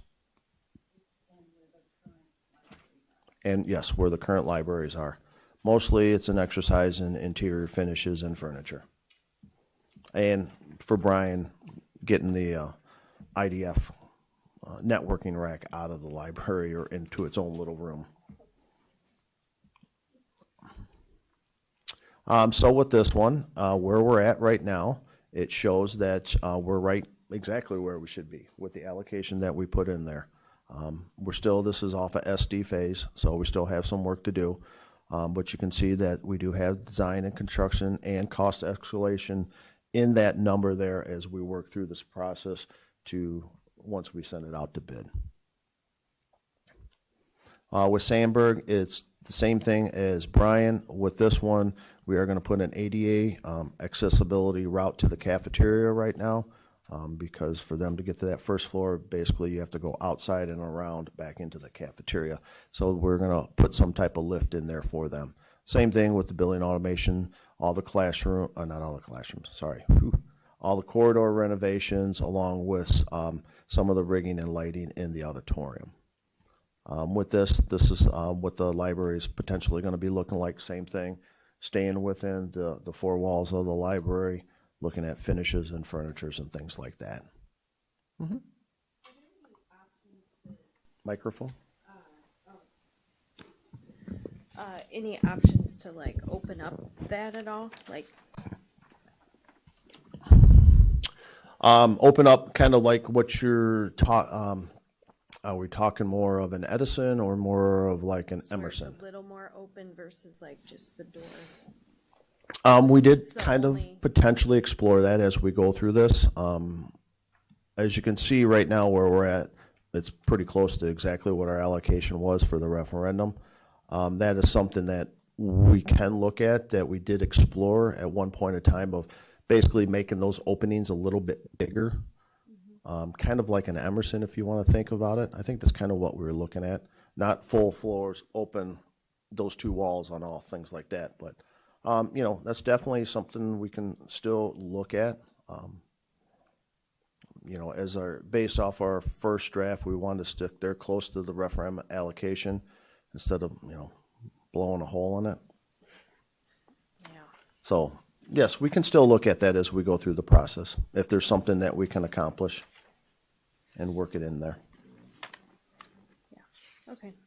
For Brian and Sandberg, for all three of them, or they're all three about the same? Brian's more Bryan has more open space and windows, but Sandberg, and if you've been in there, you know that Sandberg's pretty, like it's very closed off from the rest of the school, or like if you could open it up just a little, like bigger entryways or something where it feels more a part of the school versus you go in and Okay. close the door. I don't know if that's an option without blowing up the budget. We can definitely look at it. Pictures of that, but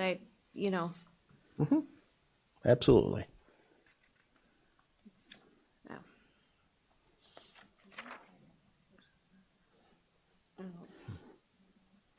No, it doesn't. And with this one, we are actually under where we were at, our allocation, so initial phases, and then how much that we have in allocations for contingencies for design, construction, and cost escalation. Churchville, bigger project.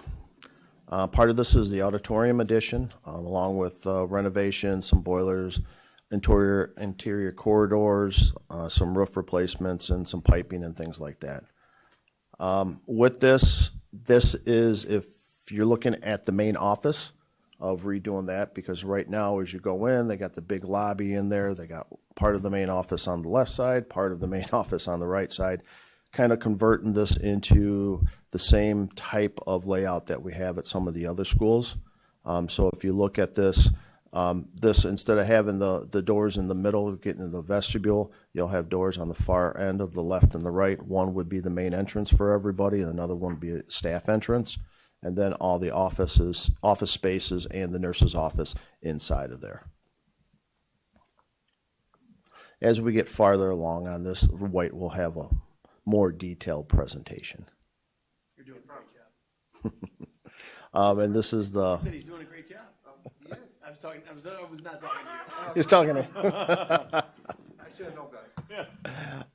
This is Churchville Middle School, the library in there. What we're looking at is the renovating that, and the same thing within the same existing space, looking at furnishes and finishing, and actually looking at something for a lift for the 2 different levels that we have in there. Any questions on any of the referendum projects?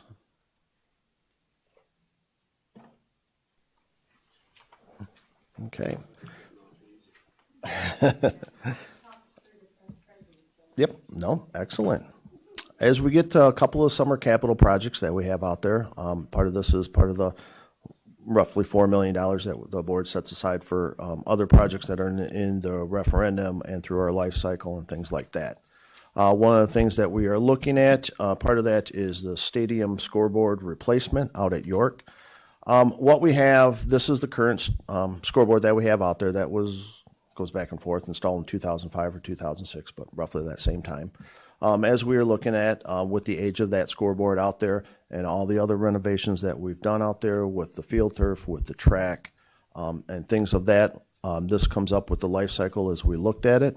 So we came up with 3 different options as we look to replace the scoreboard. That's just the standard traditional scoreboard. It's set up like that. One option was to have a little bit bigger of the scoreboard, but still being able to use the existing beams that we have out there. And if you look in the center would be a full video board. So the bottom of that board would be the standard football scoreboard. You could have ad spaces on either side of it, and on the center of that, in that area there, could be full video, where you could have their instant replays and things like that. And that, with this, is we set the estimated allocation at $100,000. Part of that was conversations with some other vendors at the time we replaced the scoreboard or the video board inside of the pool area. So as we get this and actually get some quotes back, this option 1 is approximately $131,000 on that. Option 2 and 3, this takes it where that whole board is basically a video board. And so you can customize it with whatever template you want. You can have it as a football, you can have it as a lacrosse, soccer, whatever you need to. You can place things wherever you want. So the whole board is just an LED video matrix display. It's like, what we have here for a monitor, just a little bit bigger. And a couple different options based off option 2 or option 3 how the resolution you want for it. One's 16 millimeters, and obviously it's 10 millimeters. Like if you buy a TV, how crisp and clear do you want it? So as we look at it, you know, to go through this project, there's three options out there. Either way do we go, you know, potentially, and this all is all in because we've already prepped for it. We knew we were going to do a new scoreboard. So when we did the track, we've already stubbed a brand new conduit pipe to the electrical room, and then we also stubbed a whole new pipe up to the video, the bleacher box area there for the new fiber connection that we need for that. So, you know,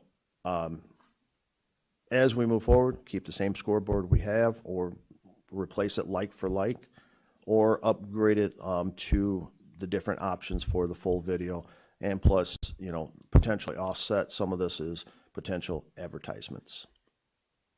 So it's just kind of putting that out there of where we're at, you know, with the scoreboard now.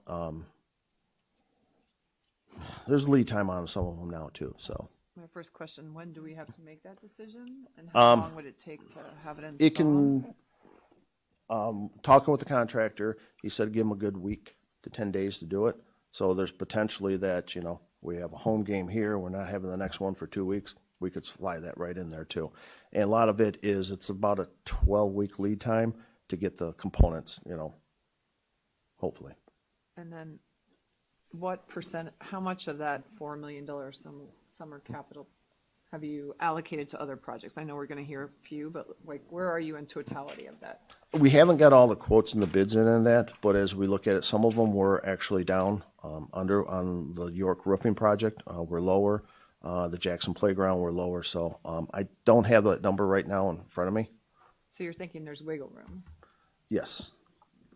But not until I get everything in, because part of that too is when we were looking, we allocated $750 for the library at York. But as we started talking with everybody out there, it's the South Learning Commons and the area adjacent to it, kind of looking at it as a full, that it might be a two-phaser. So we would do some of it this year and then the rest of it next year. So I don't know exactly where we're going to land with that, if we're actually going to do some of that.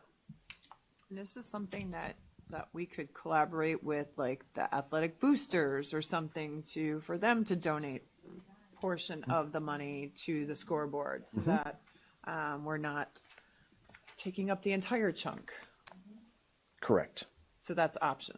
Yes. An option. That is an option, yes. If we want to do one of the upgrades, that's more, Well, yeah. yeah, that Yeah, would be that's what I'm saying. a nice thing to Yeah, look into. I think Yeah. that's benefits a lot of sports programs, girls and boys, so maybe that's something we can explore. And when I say me, I mean you. That and the ad revenue too. The advertising revenue we've never had on a on the football scoreboard either. Yeah. The video might be nice for like graduation and other events that we have out there Yep. as well, if we Yep. can do that. I got a question too. Do you know what the lifespan, like I'd like to know how long they last and. We've replaced a lot of components in there because some of those in there are like panels. So behind those numbers are panels, and we've replaced several of those panels here in the last 3 years. But the new ones. Oh, the new one, sorry. That I do not know, but I can definitely get that. Can I add maintenance to that, like overall lifespan and maintenance? You know, what happens if a bulb or the screen or, I mean, this is sitting outside. We have severe weather in Chicago, freezing, heat. Well, I don't know if the weather, I mean, you see the stadiums, right? All our stadiums have this kind of stuff, but I do worry about anything whenever you add electronics into something. I also would be concerned, or I just think we should look at how bright it is and consider the neighbors that are around the field. Although they can't, right? The lights can't be on at the stadium during, Correct. after certain hours Yes. anyway, so. it kind of would- But I still yeah. think it's good to consider them. Yeah, absolutely. Back to the other question of the things that I have for the summer capital. Right now, we got about, of the allocation of 2.6, I'm at roughly 2.2, not including this right now, of the things that I already have came in. With the Jefferson Playground surfacing, Jackson Playground and surfacing, Churchville Gym floor, and the other two roofs. So Todd, I would be interested in the long-term costs, maintenance costs, Okay. Yep.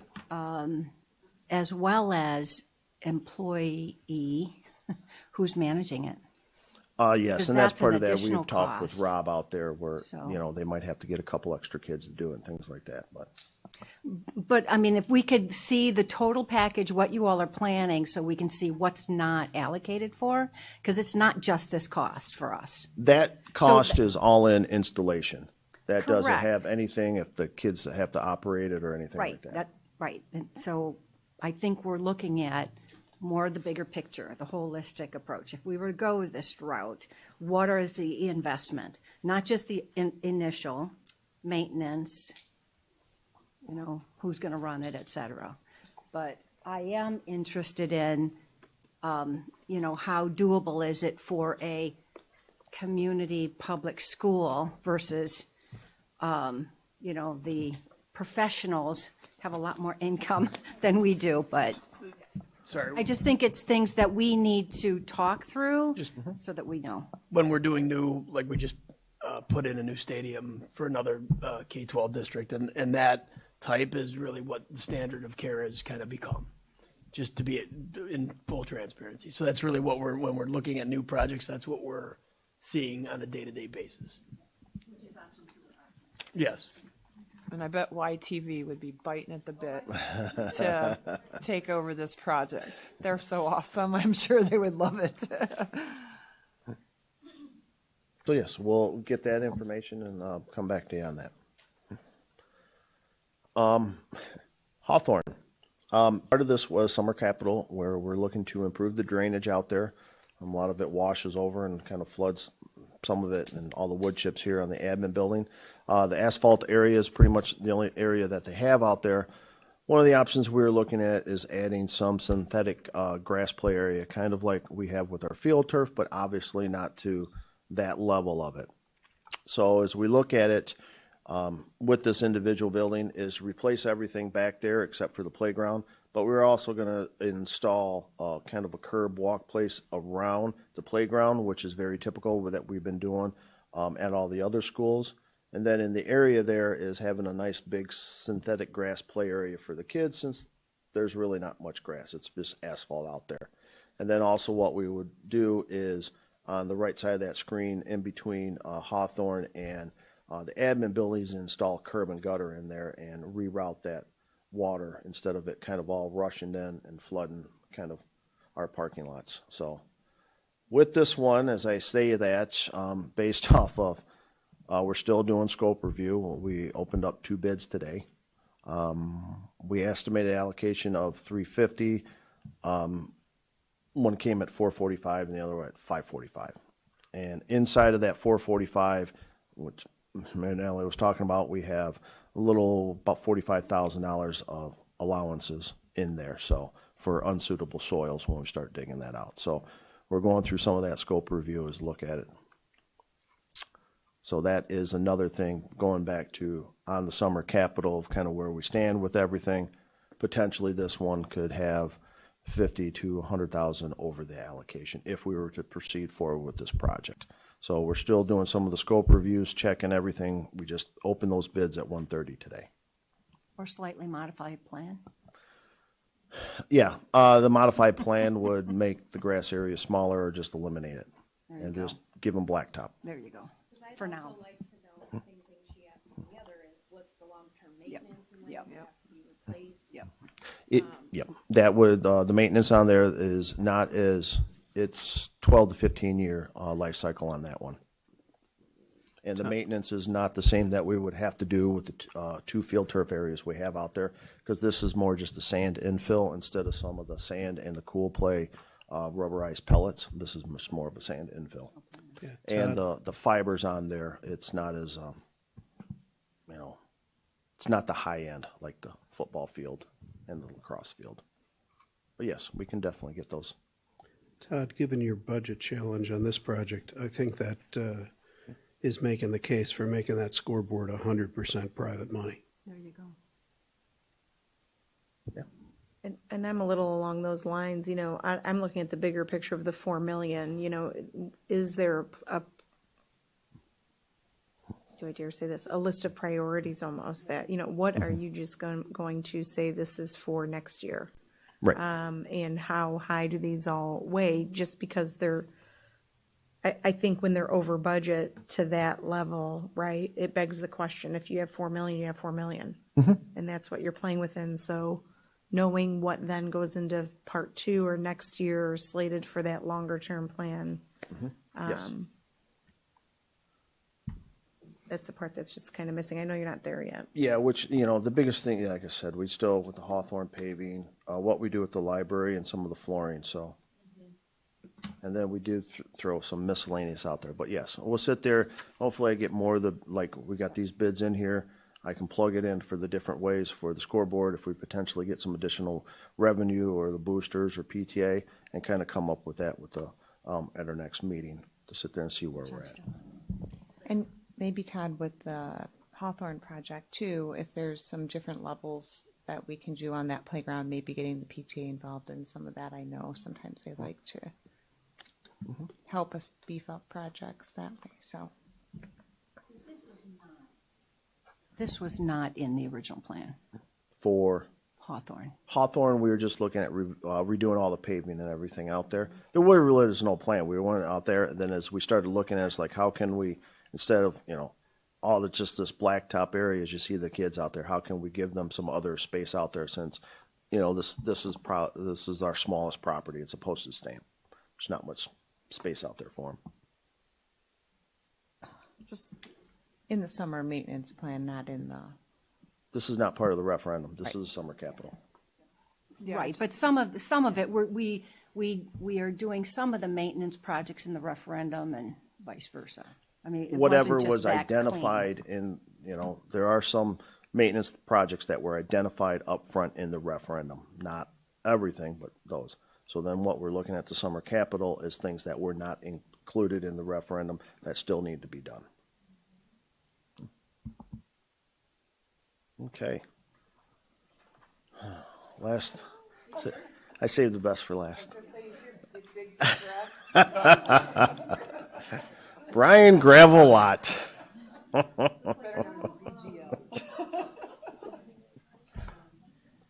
This shows an aerial of what it looks like right now, when most of it's cleaned except for 2 construction dumpsters.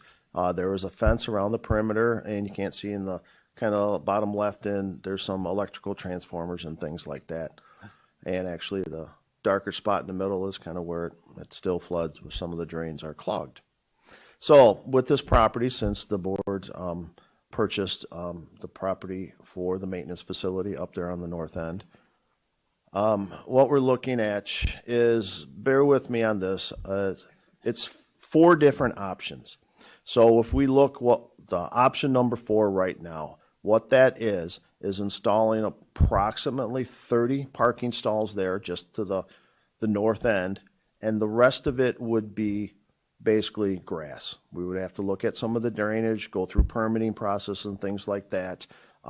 We would, you know, remove all the fence, all the scrub bushes out there. We got some concrete pads that are in there too that would have to be taken out, along with some electrical service and things like that. So that would be in the demolition.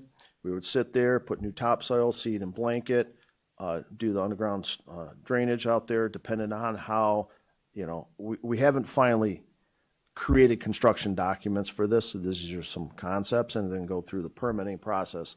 So we're anticipating, if it was grass and parking stalls, it'd be about $225,500. If we go to option 3, so this is kind of like a pick and choose out there, is just seed and blanket. No parking stalls. So that's about 200. And then if we go to an option 2, where we would demo everything, leave the gravel, do a little bit of underground utilities, and then put the pavement stalls out there, roughly $75,000. And option 1, just demo the fence and call it a day.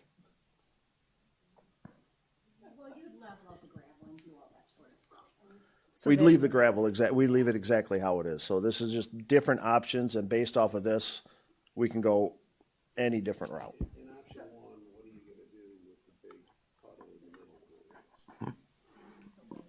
Just Well, stays a we drain. wouldn't be doing, yeah, we wouldn't be doing anything with it, which we really don't do any right now. We might have to go out there, we have to, Add more gravel, a little bit more gravel, it's cheap. no, we'd have to look at, we still would look at the drainage. We're gonna have to go in there and camera out that pipe and see what happened and see why it's not draining. Maybe it's just clogged, which it could be clogged because all that loose gravel that's in there just goes right in there, so. So that would be option 2. In the middle of that puddle, there's a drainage pipe. Yes, right here. I don't need to know exactly. Oh, but you can tell. Yeah. There's a drain right about there. All right. And is that, figuring out what's wrong with that pipe, is that? Yeah, that would be the drainage and all that stuff that we would have to look at doing. Well, yeah, well, it's fine where it is right now because we don't use it. All we do is we got 2 construction dumpsters right there, one for all the trees and stuff.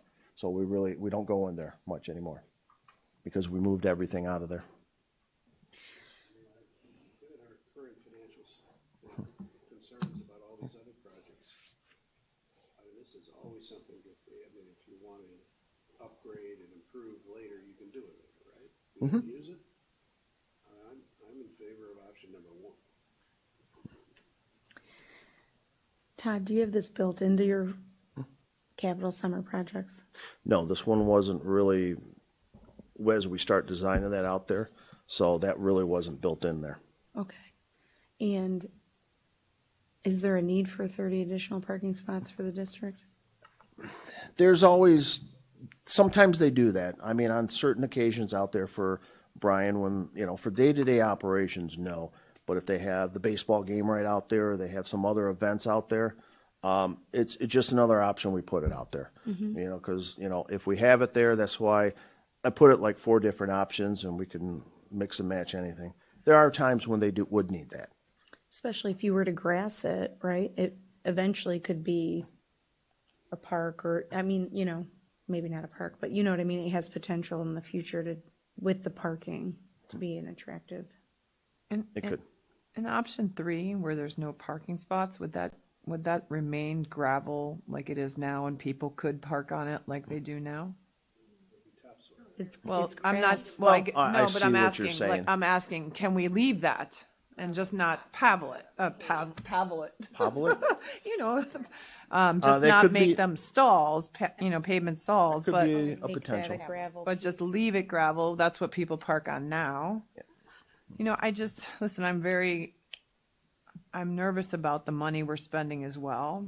But for as long as I've sat on this board, we've talked about this project in relationship to that neighborhood and what we've promised that neighborhood and beautifying that area. Now I get taking down the fence and,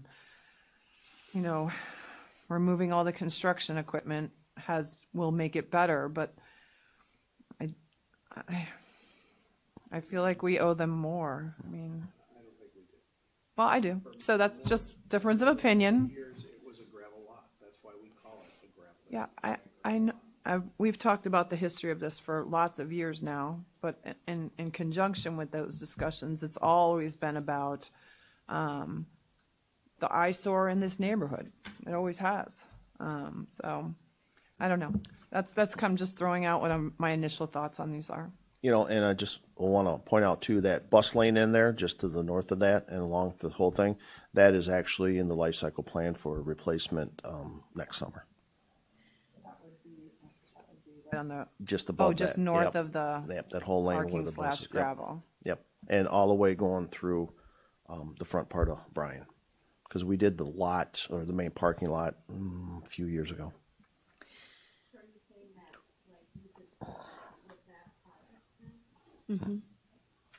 So, Yeah, I'm asking the same thing. Are you moving one up or you're delaying one? No, it was always scheduled to do that. I'm just letting you know, just up there, that whole bus lane there, going from,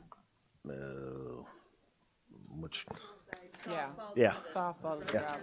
yeah. All the way in front, yeah, that whole bus lane right there, going all the way over. So that From could that- Bryan all the way Summer over to, Yeah, so could that mean leaving those as gravel where those parking spots would be? Could be something that could be incorporated into next year's summer project? yeah, anything is possible as we go through. Right. When you're already out there. Right, right. Or is it possible to revisit it next summer? Do we have a time constraint on doing something on this?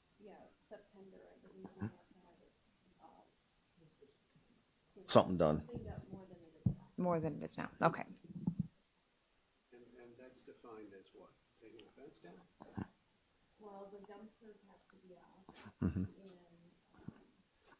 Kara, turn your mic on. Which those dumpsters, they're gonna be moved out to the new facility once we occupy that, but in the interim, we can move those. So just building on kind of what, so just to clarify, when you say like the lake in the middle, the puddle in the middle, that would only be, you'd have to go to like the drainage piece, like an option 2. Yeah, we're gonna have to In do order something to out get there that- anyways, and that, get what that it goes level. out to, it goes out to Bryan So if Street. you stay at option 1, you're gonna still have that. You're Yeah, not spending probably money not to, fix it. to what extent, I'm not sure. Okay. That's why we just put an allocation in there, Okay. the things that we know we're gonna probably have to do. But you could take the pavement out of option 2 and throw that onto, as a, like, potential for next summer when you do the bus lane, or you, Yeah. and then just do the, like, get it leveled and demoed, get the fence out, smooth, fix the drainage, And leave it gravel. leave it gravel. And make sure in the maintenance is that we're maintaining that property around that lot. That's the big issue, is that it was not, it's gotten worse and worse over Yeah, the it's 30 it's years around the and the fencing, last once we take 10 out those or 15 or so, and it wasn't crappy bushes. maintained. Yeah, they're because crappy it- bushes in the fence, and we would just take those out. Leave the It's trees. like it needs to be edged. Yeah, well, maybe we take out the pavers and option 2 and then add in some kind of landscaping, beautification of the, whatever's surrounding that area. I'm not married to making that a green space, but I do feel strongly that we should do something around that space for the neighborhood. It's not attractive. I like the idea of having that option, to do, if we wanted to do green space there, in a few years, or, when we're not dealing with some of these other financial issues, then we could do that later. But I don't want to spend a lot of money now, then decide to do that later, and you know what I mean? So keeping it as simple as possible, but I do agree that it's an eyesore, so trying to make it look as nice as we can for the people that live around there. What is maintenance on the gravel? Nothing, mostly just making sure the weeds got down. Is there like a liability? People are walking on it, kids might be playing on it. Not now, but once you take the fence down and it opens up to the community a little bit more. It's a gravel lot. It would just be a gravel lot. I don't know how long that fence has been up there. I don't think the fence was always there. The fence got put up in about 10 or 11 years ago. Oh, okay. Before that, it was just a gravel lot, and yes, the eyesore was the equipment there, the construction trailers were Well, yeah, there. the trailer was there, The yeah. bushes got red. Yep. If you remove the bushes and the fence, you've restored the lot to what it had been for over 50 years. And the lot has traditionally been used for overflow. It is even for pickup, but definitely for softball games when York uses it. We've always used it.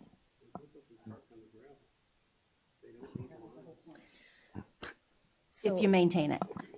So I'll just add, I know we're killing this right now, but I'll just add. That's why I that- saved it to the end. I mean, it's an eyesore. I drive by it. It's an eyesore. I think for the community, I personally think the representation of just what it looks like from Butterfield Road needs improvement. And, it costs money and we have some financial constraints right now. I'd encourage you to look towards coming up with a definitive plan of what we want this to look like, and maybe the board needs to decide that, I don't know, what do we want it to look like eventually, and then put it in your capital projects plan for the next, whenever it fits, but sooner than later, hopefully. I just don't think it's a positive representation of our community. I mean, when you're driving down Butterfield Road and people live on Bryan Street, sorry. Yes, Yeah, I we mean, I have feel to, like, can we see what option 2 looks like, taking out the stalls, the pavement stalls, leaving it gravel, but yet fixing that issue in the center, and then doing some cleanup of the landscaping around the edges? I mean, is that kind of gonna be a wash, like the landscaping in exchange for the parking? It could be, a lot of the demo and that stuff like that, I would probably do with my summer crew. Yeah. So we would do that in-house. So around that, we'd still be around that option 2 pricing, doing something like that? Might be, yeah, a little bit less than that, potentially. and you could potentially phase it in too. Right, and the parking spots, like Karen suggested, if it's the bus lane and all that, paving has to be done for the next year's summer project, we can certainly look at that next year. I mean, Separate it. but like, as long as I've been at Bryan, we've parked on the gravel, right? So, I do think we have a responsibility to be a good neighbor and have it, if my house, if I were living right there looking out, I would want it to look like it's taken care of. Yeah. And so You could always ask the neighbors. I think some of them have spoken. I had a couple maybe ideas or bad thoughts on this. I love your ideas, Rob. Let's go. I love gravel. It's your option 3 is the big expense, right? Is not topsoil and seed and blankets, removing the gravel, right? Because we have to haul off. There's a lot of, So the question is, I know you're in the construction business now as a side job. Can we have White and maybe ICI look at the gradation of that material and potentially use it under our roads in infrastructure or backfill at field? So now we're taking all that material, using it, reusing it, which is what we want to do as good citizens, right? Not throw it in a dump, because the earthwork guy is still going to charge you to haul it off, and we get to use it, and then we get beneficial use of stone. My only, that's the good side. The bad side is if you've been parking heavy equipment out there, my concern is that material stays, because is it going to come back hot, meaning contaminated? So that is my probably highest concern. You've got, 50 years of parking equipment with oil spills and everything else. You'd be lucky to find the spot that doesn't test hot. So that's an option. I think it would be if we could reuse the stone, even in a temporary fashion, temporary roads, temporary it has a value, right? That gravel has a value. we can definitely discuss that with our White. Yeah, I think regardless, this year you fix the pipe issue, right? Get it cameraed out, get it televised, and see what you can We do just there. haven't done much because we don't need that, and we haven't been out there, so.